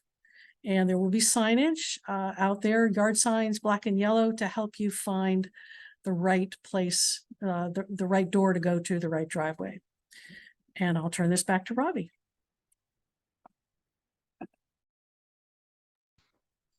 Thank you, Jean. So let's recap some of the important changes for this election. So your poll pads will now be preloaded with the final voter file. You're going to pick up the supplies, all of your supplies the day before the election, not the week before as in the past. We've eliminated the sheriff's envelope delivery. You'll have an SDR specialist in every precinct. And I know the SDR process can be complicated and overwhelming. It's by far the biggest change since I was a chief. It's the one that would feel the most intimidating to me.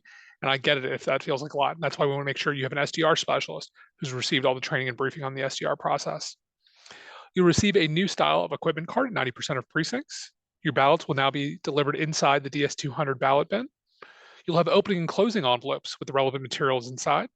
You'll get a red emergency envelope with the rarely used materials that you probably don't need to touch. And you'll receive the provisional ballot log as an electronic form on the admin tablet. So that's just a recap of some of the changes for this election. But again, I want to stress that all this information is in your Chief's notebook. As long as you read through the overview section of the Chief's notebook and follow the checklist on election day, you will be set. Don't worry whether this is your first time as a chief or your 50th time as a chief. I assure you, follow the instructions, follow the checklist, and you will have a successful election. Now it's time to swear you all in. So if you would please raise your right hand and repeat after me. I do solemnly swear or affirm that I will perform the duties for this election according to law and the best of my ability, and that I will studiously endeavor to prevent fraud, deceit, and abuse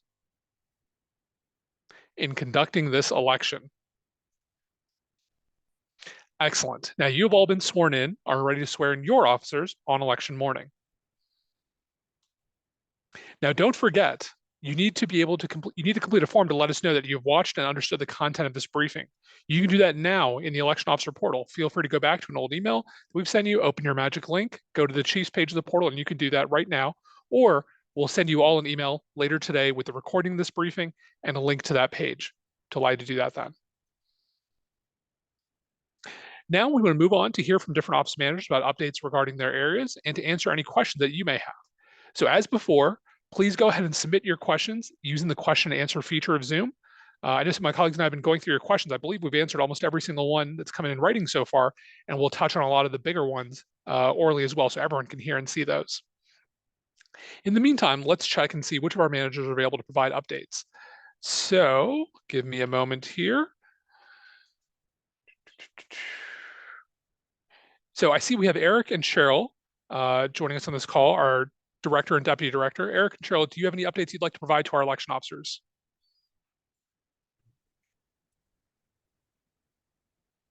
Yes. Can you hear me? Yes, we can hear you, Eric. Go ahead. Thank you for that very robust, very long piece of information. That was a lot. I know many of you may feel like, boy, is it election day already? That's a lot, but you know what? That's to prepare you. I've been doing this for 26 years, and we currently have the best election team I've ever worked with, I've ever seen, led by Robbie. Fantastic job. If this was a football team, you would be ready. We would be ready to win the Super Bowl. Outstanding. So you're ready. I'm sure you'll have questions on election day.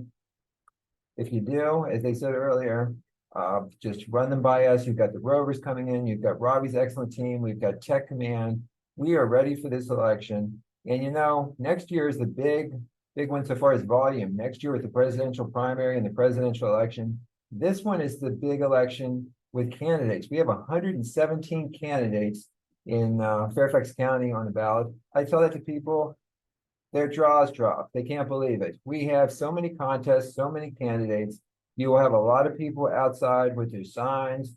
And of course, you make sure they're not within the 40 feet. That's the prohibited area. But rest assured, there'll be plenty of people outside the 40 feet. Please make sure if there are any bake sales, those have to go outside. We all love some baked goods, but that has to be outside the 40 feet. And if you do have any kind of issues, which there usually are some kind of small issues outside the 40 feet, you can't do anything about it directly, but please bring it to our attention because we're going to have all three members of the electoral board, and they'll be available, and that's what they're here for, is to deal with any political issues. They can contact and they want to contact their political party to nip anything in the bud. So I don't want to take this any longer. I just want to thank you so much for your work, your preparation, and for doing this yet again. Can't tell you how much I appreciate that. Thank you. Thank you very much, Eric. I know all of our election officers appreciate the direction and leadership that we have in this office, starting with you and Cheryl. I believe Cheryl has stepped away, so we can move to George. George, do you have any updates? Oh, I'm sorry, I see Cheryl here. Pardon me. Cheryl, would you like to share any updates as relates to your areas of the provisional process?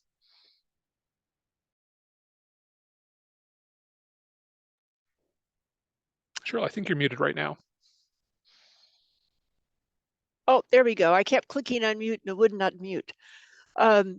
Yes, I echo what Eric said. You guys are the best. I've been a chief. I know how difficult it is and how difficult it can be.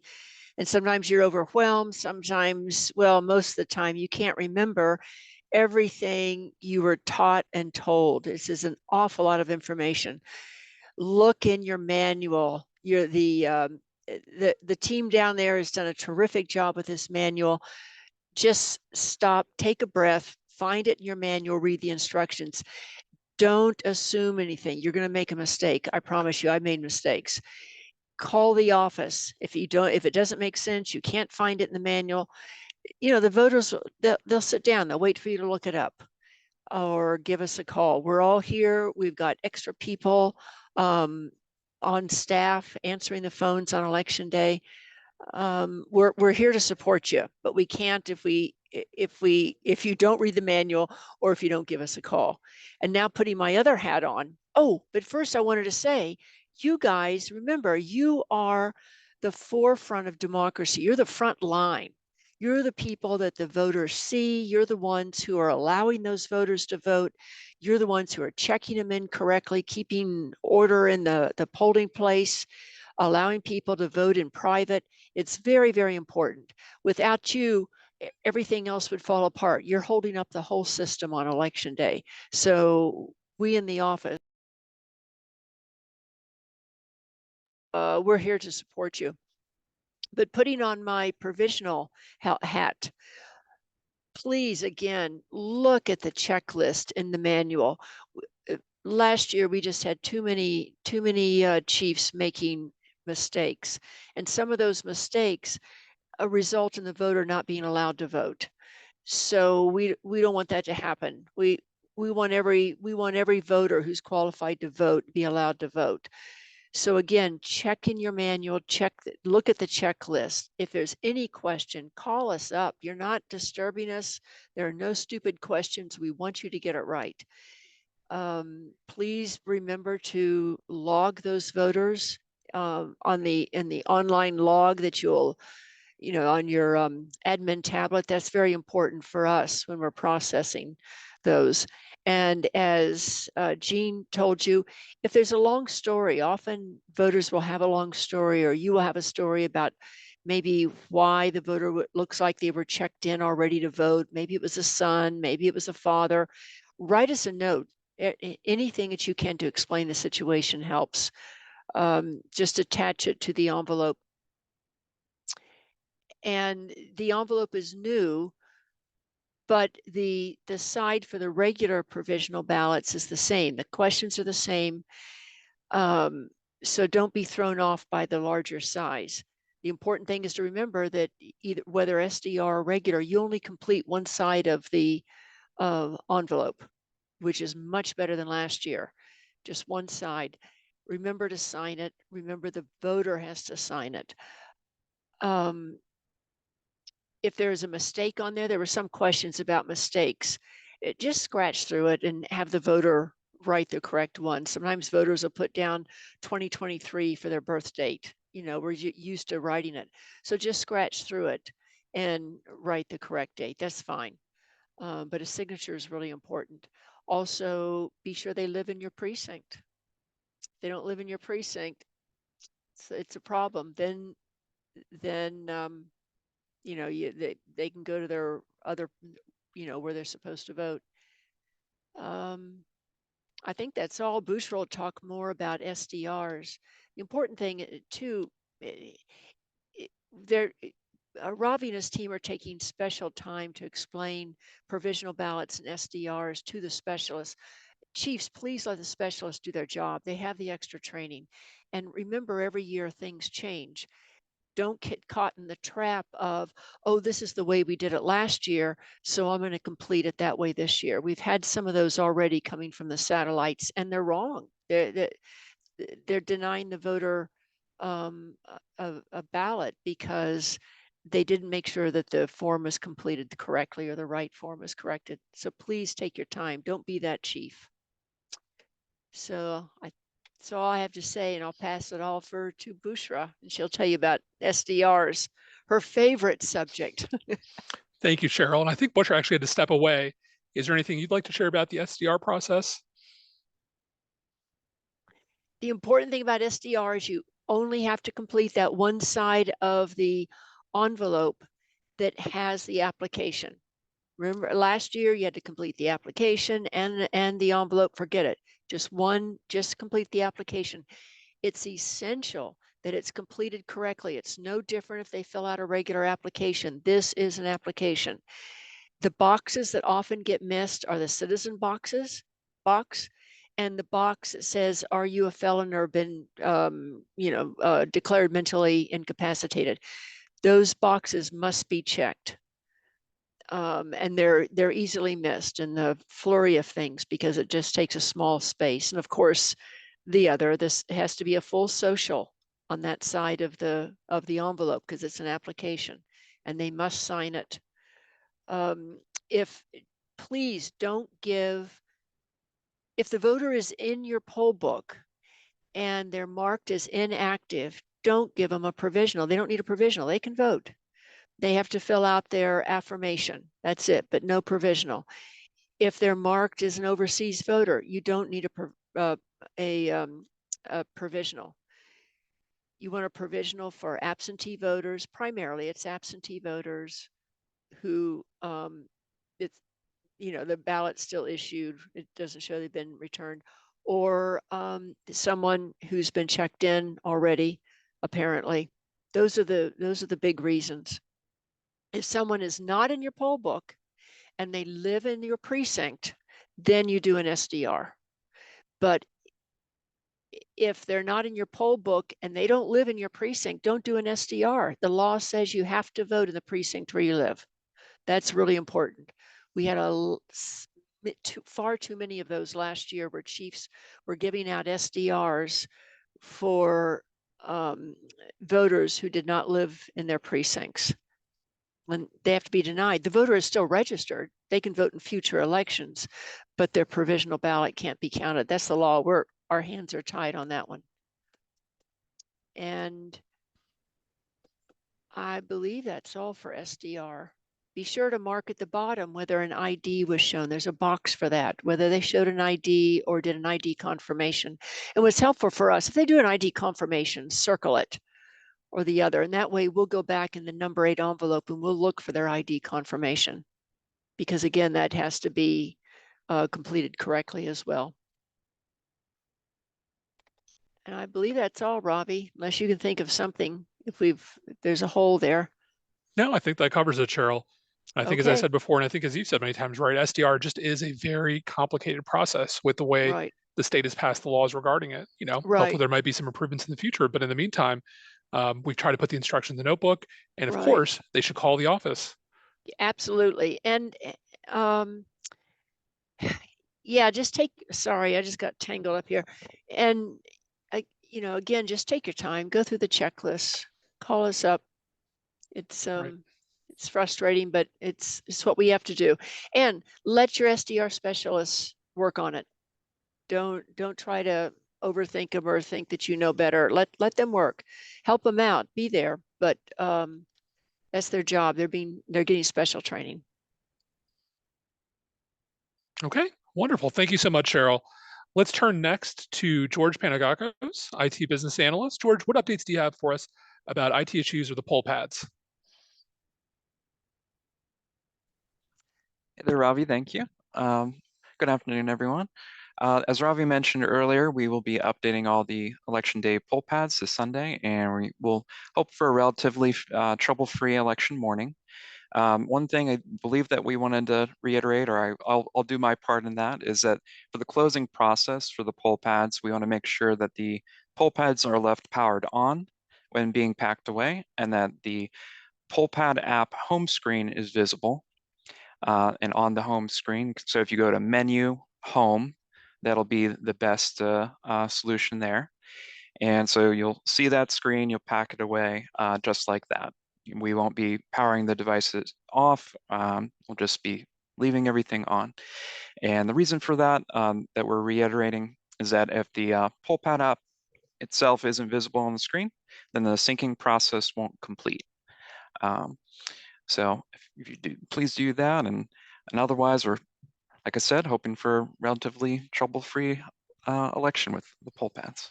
And we thank you for your service. Excellent. Thank you so much, George. Let's move next to Tyrone Allen, our voting equipment and logistics manager. Tyrone, what updates do you have for our election officers and our chief specifically about the DS200s, the express votes, or any other voting equipment items? Thank you, Robbie. And certainly we thank all of you chiefs and assistant chiefs for your serving in this election. can't do it without you. And certainly we are thankful to have your help and support. Just a few things from the machines and logistics side of it. As previously mentioned, the new carts. I know some of you are not going to be able to get those new carts into the voter room as you have in the past with the old carts.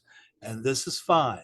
The carts can remain in the hallway or stairwell as long as you remove the items from the cart, take them into the room, and then lock the cart back up. The cart is its own security, and you can leave it separated in another room by itself. It's okay.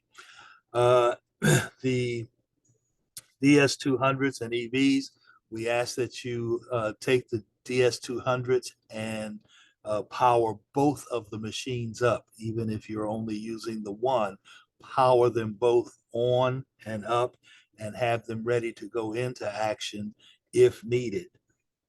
The EVs just power up the one, you can use the second one, leave the second one as a backup in the event that it is needed. These 19-inch ballots are the longest we've used, and it is a little bit awkward, but they do process through the machines very well. Allow the ballot to go into the feeder, and the machine will take the ballot and process it through. And you still get the thank you up on the screen, so you'll know that your ballot was processed. If there are any questions about your machines or how they're working or not working, Tech Command is ready and available from 5 o'clock in the morning to get you any of the answers that you would need to help you get those back into service. And we have 24 route rovers that will be active in the field to come to your help on site. And there are 5 regional rovers also that will help back them up to meet whatever your demand is in terms of service or supply. We are here and just a phone call away. Once again, there are a few of you who are still going to use the old gray card. We are working feverishly to get those replaced for you by the next election, because we had to modify the construction so that they are able to egress through some of the older doors. But we are prepared to work as hard as we need to make you as successful as we possibly can. And once again, we are here just a phone call away should any questions arise or any problems that you need our help with. Thank you again for your service. Thank you, Tyrone. Appreciate it. Let's go to Kay Garrison, our inventory and supply manager. Kay, do you have any updates for all of our chiefs? Yes, I just want to say that, first of all, again, thank you for serving. That's always a most important in all these elections, that we have you all out there. The other thing is, you have my phone number and my email address. If you're missing something or can't find something, please call me. Don't waste time looking for it. Just call me. I'll help you find it. And I think that's about it. Have a great election. Perfect. Short and to the point. Thank you, Kay. Let's move next to Beth Methvessel, clerk to the electoral board and polling place liaison. Beth, do you have any updates to share? And I think you have some clarification about something related to authorized representatives. Right. Thank you, Robbie. I hope everybody can hear me, and good afternoon. A question was asked about allowing authorized representatives to sit at the chief's table. And that is something that I would caution, and this is because that at the chief's table, voters are generally discussing reasons for their provisional ballots. There's a possibility that an authorized representative might have access to personally identifiable information. One piece of that is the reason a voter is voting provisionally. So I would caution that authorized reps are allowed to they are allowed to be close enough to hear what's going on. They are not permitted to sit at the check-in table. So anyway, I just wanted to clarify that. That's in your do's and don'ts for campaigners. It's in your chief's notebook. So go ahead and review that, please. And again, I'll echo what everyone else is saying. Thank you for your service. Thank you, Beth. Let's turn now to Sean Stewart, our Deputy Registrar for absentee mail voting. Sean? Thanks, Ravi. I appreciate that. So, as I love to say about my favorite football team, how about these Chiefs? How's it going, everybody? Great to see you. Your friends in absentee have been working hard. We've got just over 70,000 ballots that have been mailed out this election. So we're hoping to have some good turnout. Sadly, that hope is not materializing for us necessarily. As of yesterday, we've got just over 26,000 that have been returned to us. So what does that mean for you? It means I hope those greeters are encouraging people to drop ballots in drop boxes, and those collector officers are bringing back big bags of absentee envelopes at the end of the election day. In all seriousness, you will be mindful, as has been mentioned before, those greeters out front, very important to make sure they're highlighting the locations of those drop boxes. So folks who just want to drop it off and get out of there aren't having to wait in line. Want to highlight one big change for you may or may not be aware of, and that is the envelope that many of your greeters or officers that are working out front have been asked about before. And that was the change in the legal requirements as to what had to be provided on the envelope. Gone is the witness signature. That was the source of many questions in the past. No longer would you be asked to complete that witness signature for them, which we always discouraged. But in its place, two big pieces of information have been inserted. I'll hold it up here, a little bit of a prop you may not be able to see, and I'm probably too boring. Well, that's all right. It was an attempt. The last four digits of the Social Security number and the voter's year of birth have now been added to that envelope. If you do have a voter that asks you questions about an envelope they haven't fully completed yet or sealed, you can point out to them that all the required information on the absentee voter statement is highlighted in yellow. We've enclosed that required information in a red box. We've done just about everything except putting me in the envelope to pop out and tell them to please fill out all that information because we need it so that vote will count. So hopefully that'll give them a little bit of a heads up. They can seal it up after it's filled out and drop it in the drop box and be good to go. As I mentioned, our thanks to the collector officers who bring back work for your colleagues in absentee on election night. We look forward to getting those. And again, I'd say there's a possibility that given the state of our return, we should see quite a few of those coming back. So our continued thanks for your efforts. We look forward to, I guess, not necessarily seeing you, but we'll wave at you as you drive by in the parking lot. Thanks a lot, Ravi. Thank you very much, Sean. And even though our football allegiances may not be quite the same, I agree with you in the sense that go Chiefs in all spirits of the word, all sense of the word. Next, let's turn to Florence Brown, our Deputy Registrar for Early Voting Satellites. Flo, you've got a high bar to clear after Sean. No pressure, of course, right? Good afternoon, everyone. I echo everyone's comments. We're thankful for you and grateful for you. I hope you have a good election.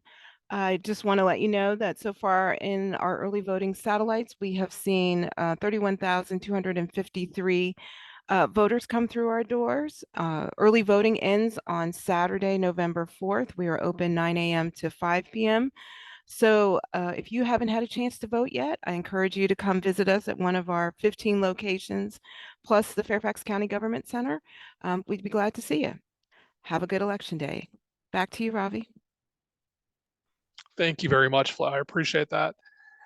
So that is the updates from our office managers. So now we want to answer some of your questions live. I want to take a few of them that we've seen come in most common. We had a question about how many DS200s should you be opening on election day? So I want to clarify that. Open and use both DS200s on election day. With the number of write-ins we expect, there's one contest on the ballot where there is a candidate who's running, only one candidate in that contest, and we expect there to be a very large volume of write-ins. That kind of just based on historical precedent. And so we want to encourage all of you to make sure you use both DS200s. You're going to set them both up in the morning during opening procedures, and you're going to want to make sure you touch go to voting mode at 6 a.m. on both DS200s, and then direct voters to use them both equally, and then close them in the evening. I saw some comments come in about using potentially two teams of two officers, one on each DS200. If you want to do that, you're welcome to. But please make sure to prioritize closing your DS200s during closing And otherwise you will be there for a very long time. So please don't say we didn't warn you. We know there's gonna be a lot of write-ins. We wanna make sure you're ready for that. Also, there is a possibility that your DS200 may run out of printer tape if you have a huge number of write-ins. Based on what we've seen historically in elections like this, we think you're going to be okay in almost every precinct. And we've identified a handful of precincts where it might be necessary to replace the tape to be able to finish printing those write-ins. In those cases, we are preparing the rovers to be stationed at those precincts to support you and to swap out that printer, that tape of that roll of tape in the printer. But if you do ever need assistance with that in this election, during closing, or any other election, call your rover. Your rover can come and help you swap out that tape. Jean, what types of questions have we received? And I want to be respectful of everyone's time. I know we're coming up on that 3 p.m. that we said. It's been a very long briefing today. So let's just focus on the most important questions. As I mentioned earlier, we've answered a lot of them in writing already. So if you submitted a question in writing earlier, we've probably already answered it. And we'll focus on the most important ones right now, and then we can send out all of these in writing later. So Jean, what do we got? Okay, it's a little confusing with 2 Jeans here, but we've sort of figured out a modus operandi between the 2 of us. So there seems to be a lot of confusion with the no talking in the voting booth issue and how that actually works.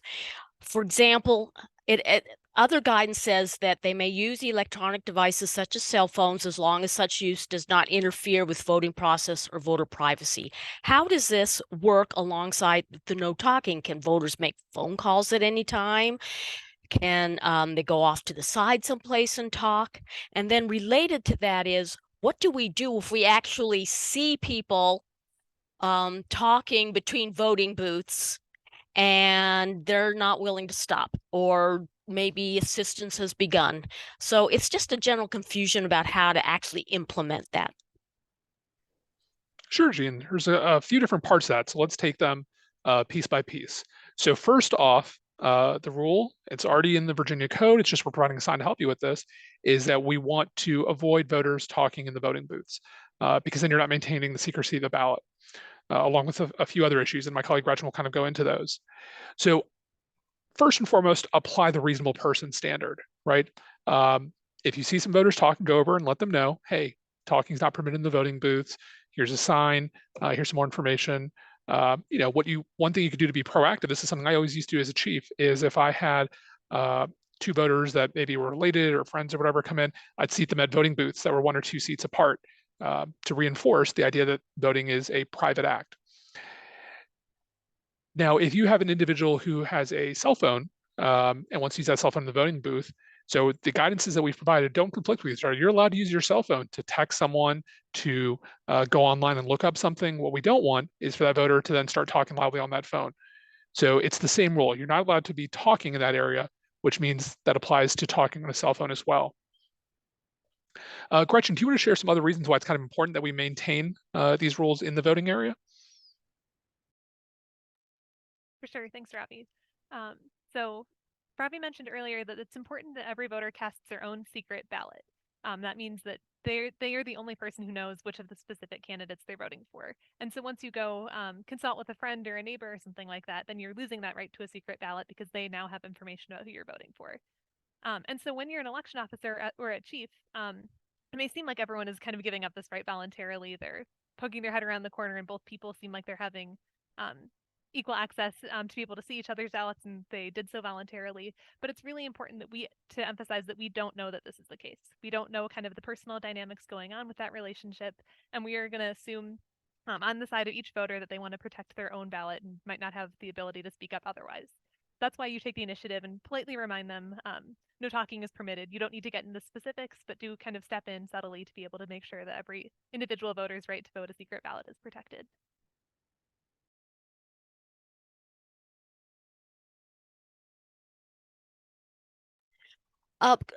There were several kind of related questions, and this might be for Cheryl, about the actual act of filling in the SDR or the provisional envelope at all.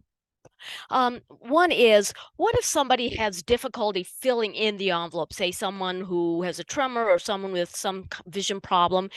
Can the election officer help them fill that out? Would it require a request for assistance form? And if an SDR envelope is, it's like somebody messes it up, you start on the wrong side. What do you do with that envelope and how do you dispose of it? Does it go in another return envelope? What happens to those envelopes? And can you help a voter fill it in the voter registration part or the part on the back? Sure, sure. You can help them fill in the voter registration part. They need to sign it, however. They do need to sign it. And if they're having a problem filling that out, will they also need assistance then for completing their ballot? Consider that, in which case you're going to have an assistance form, of course, and an assistant for them. What was the second? Oh, if they make a mistake on an application, I mean, on an envelope, if it's a small mistake, just scratch through it and fix it. Like I said before, if they've written 2023 for their birth year, just put a line through and write the correct one above it. If it's really a mess, then just go ahead and just write void across it and fold it in half, put it down in your 1A envelope and carry on with a new one. That's fine. Oh, and hey, while I've got your attention, speaking of provisional ballots, one thing I need to mention too is if someone comes to your precinct and they're on your poll book, but they say, you know, I moved 2 months ago and I've got a new address, but I just thought I'd come to my old precinct. That's fine. Of course, they can vote, but encourage them to fill out a new application because we want to update their registration. For that, you don't do an SDR. They're on your poll book. You can't do an SDR. They're now living in another precinct. Let them vote and just give them a regular application that goes in your number 8 envelope. After the election, we process those applications. And then the next election, they'll go to their new polling place. They'll get a new voter registration card and so forth. So that was a mistake also that's been made in the past. If they're on your poll book, let them vote. If they have now live in another precinct, just give them a regular form. I do have one, I had a follow-on provisional question, but now I forgot it. Sorry about that.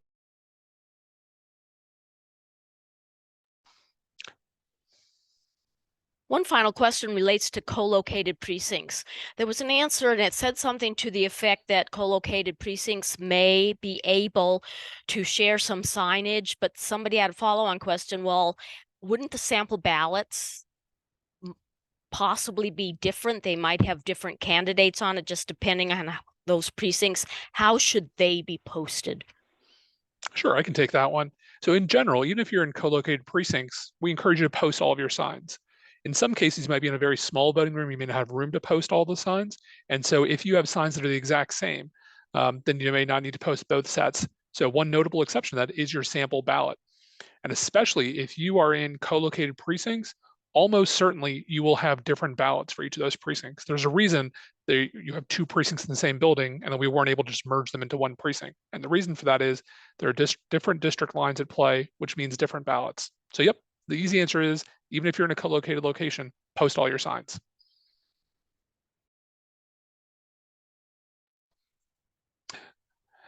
So I know I saw some questions come in about the 40-foot area, the 40-foot prohibited area, and I want to make sure we take a moment to follow up on those. So the laws have not changed regarding the 40-foot prohibited area. There is still a 40-foot prohibited area extending from the main entrance of the building at which voting is taking place, and no loitering, congregating, campaigneering are permitted in that area. If someone wants to conduct an exit poll at the exit of a building, they're permitted to do that. If you're using the same door as the entrance and exit of the building, then the exit pollsters would have to be at least 40 feet away from that area as well. But just always as before, go ahead and use your 40-foot kit, which includes chalk and tape and rope to mark that 40-foot area. Gene Tenson, do we have any other questions? I saw some folks that had some technical issues submitting their completion for the briefing, but I believe we've now resolved that. And if you still have any issues, just check again tomorrow. No worries on that. Yes. Oh, sorry. Go ahead. Thank you. Yes, if you're having trouble reporting completion of the briefing, if you could just log out of the portal and log back in with your magic link. You log out by clicking on your 2 initials in the upper right corner and just try later. It's just that everyone's trying to do it all at the same time and just a little bit of an extra load. Thank you, Jean. I saw some questions come in about how do you double check that an authorized representative is a registered voter in Virginia as required by law? Well, it's pretty simple. You have 2 options. Number 1, just look for them on your poll pad. If they are a Fairfax County resident and registered to vote here, then you'll see them on your poll pad because it shows all voters within the county. And if the authorized representative is a registered Virginia voter who lives outside of Fairfax County, you can call the office to double check the registration. The other option you have, something you can take care of just at the polling place, is to ask them to pull up their own voter registration using the citizens portal from the Department of Elections, the State Department of Elections. And if they show you that, then you're good to go. So as long as you can reasonably confirm that they are a registered Virginia voter, you may accept their authorization form and allow them to be an authorized representative. There was a question about the language interpretation line or language interpretations generally. And the first is, if you're doing using the language interpretation telephone service, how does that work? Do you just pass the phone in between the chief and the voter? And the second related question was, if a high school page speaks a language and is able to interpret, do they need to sign any kind of assistance form if they're helping it to interpret? I could take that one. Thanks, Jean. For the language interpretation line, so we have a hotline which you should be able to see in the Chief's Notebook for more information. It's a number you call to provide language interpretation, translation assistance in a variety of languages outside of the Spanish, Vietnamese, and Korean assistance we provide with our language election officers. And so if you call that number, you have 2 options. You can either use your own cell phone or another election officer's cell phone, or you could have the voter call that number using their own cell phone. And there are more instructions about what to do when you call this number in the Chief's Notebook, but you provide a little bit of context for the person on the other end of that line about what kind of assistance they're looking for, what language, things like that, and then you will be able to pass that information over to the voter where they can communicate with the interpreter directly. And Rafi, do you want to touch on the high school pages and if they provide language assistance and what that looks like? Sure, happy to do that. So anytime you have an individual providing language assistance, you should generally use the request for assistance form. Now that applies specifically to the ballot. If you have a voter who before they check in, they just have some general questions, you wouldn't necessarily need to request for assistance at that point. But once you get into the process of helping a voter either read their ballot, translate their ballot, or mark their ballot, that's when a request for assistance form is required. The only exception to that is if the voter has someone who is 15 years of age or younger accompanying them and assisting with that process. But all of our high school pages are at least 16 years old, so they would not fall under that exemption. So let me say that again. If there is someone who is 15 years of age or younger assisting a voter, a request for assistance form is not required. Anyone who is 16 years old or older that is helping a voter mark their ballot, read their ballot, or translate their ballot would complete a request for assistance form. And on the poll pad, if a request for assistance form has been completed, you make sure you select the assistance flag on the poll pad. And if you don't realize until after the voter's been checked in that they needed assistance and they fill out the request for assistance form at that point, you can go back and edit that check-in. As Jean Fauble showed you, there's some information in the Chief's Notebook now that gives you very clear directions about how to do that in the non-routine section of the notebook. So I think we've answered the big questions. Jean and Jean, are there any final questions that we have before we close up here today? And again, we received so many questions in writing that we have answered, I think, more than 130 of them in writing, and we'll go through and collect the most salient ones and try and email those to all of you or post them in the portal. So Jean Tenson, what do we have? We have a question about how to handle ballots that have write-ins on them. And the question was about, do we count those at the polling place? Do we put those totals on the SOR? And do the ballots with write-ins need to be packaged separately? That's a great final question for us today. So the way it works when you have ballots with write-ins is that the DS200 scanner will scan that ballot. It will capture an image of the entire ballot and especially that write-in. When you close your DS200s at the end of the night, it's going to print your ballot status accounting report, It's going to print your totals reports, present results report, and the last tape it prints is the write-in report. And the write-in report can be very long depending on how many write-ins you get. We think our largest precincts in certain cases may have upwards of about 2,000 write-ins. And 2,000 write-ins could potentially take a long time to print. That's why you want to spread them out over 2 DS200s. Now, once those tapes have finished printing, what you're going to do is you're going to tear them off the machine and you simply attach them to the appropriate document. With the write-in tape, that gets attached to the SORB, and that's on the document itself. You'll know that you have to attach it there. What you don't need to do is to manually review those ballots by hand, count those ballots by hand, or to try and tally up who the write-in votes are, on those ballots. That process is taken care of either by the DS200 scanner or by office staff after Election Day. So the way the law works is if there are more than 10% write-ins in a given contest, then by law, we're required to go through those write-in images and log every single one. And so we think that may happen in some contests in this election, and we're prepared to carry out that process. But again, that's something that we as office staff will take care of in the 1 week we have between Election Day and when the election has to be certified. So we're putting together large teams in a process for all of that. We'll take care of it. It's not something that you have to worry about at your polling place itself. So with that, I think we're at the end of our Chiefs briefing today. We covered a lot of information today. I think it's harder than ever that it's been to be a chief election officer in Virginia. You know, some of that is just changes to the laws over the last few years, especially now with the same-day registration process. It's not easy. And I can't tell you how much all of us here in the office appreciate each of you taking your time to be a chief or assistant chief election officer and to have done this in most cases for many years and now to step up to be a chief or assistant chief. We truly do appreciate the time and effort that each of you take to do this, and we don't take that for granted. If there's anything that we can do to help support you before or on Election Day, do not hesitate to reach out to us. We've been getting emails late at night, very early in the morning, and we respond to them almost immediately.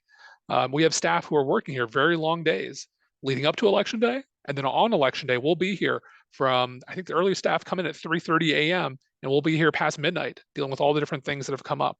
Now, we certainly hope none of you are at your polling place until midnight. We want you to hopefully finish up.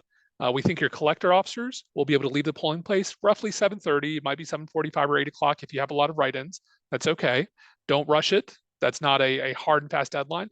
It's really important that you wait till all the tapes are printed, then take out the thumb drives, and then the collector officers bring them back. And in general, we hope all of you are able to leave your polling place by 8:30, 9, 9:30, 10 o'clock, depending on the circumstances. And then we'll be ready to receive those materials and do all the things that we have to do next with them. But again, it is an honor and a privilege to work with each of you in conducting fair and free and secure elections here in Fairfax County, Virginia. We couldn't be happier that all of you are with us in making sure that we can serve the voters of Fairfax County. So on behalf of the team here at the Office of Elections, the best group of people I've ever worked with, thank you again. We hope you have a wonderful election, and don't hesitate to reach out if you do have any questions. Thank you very much, and have a great election day.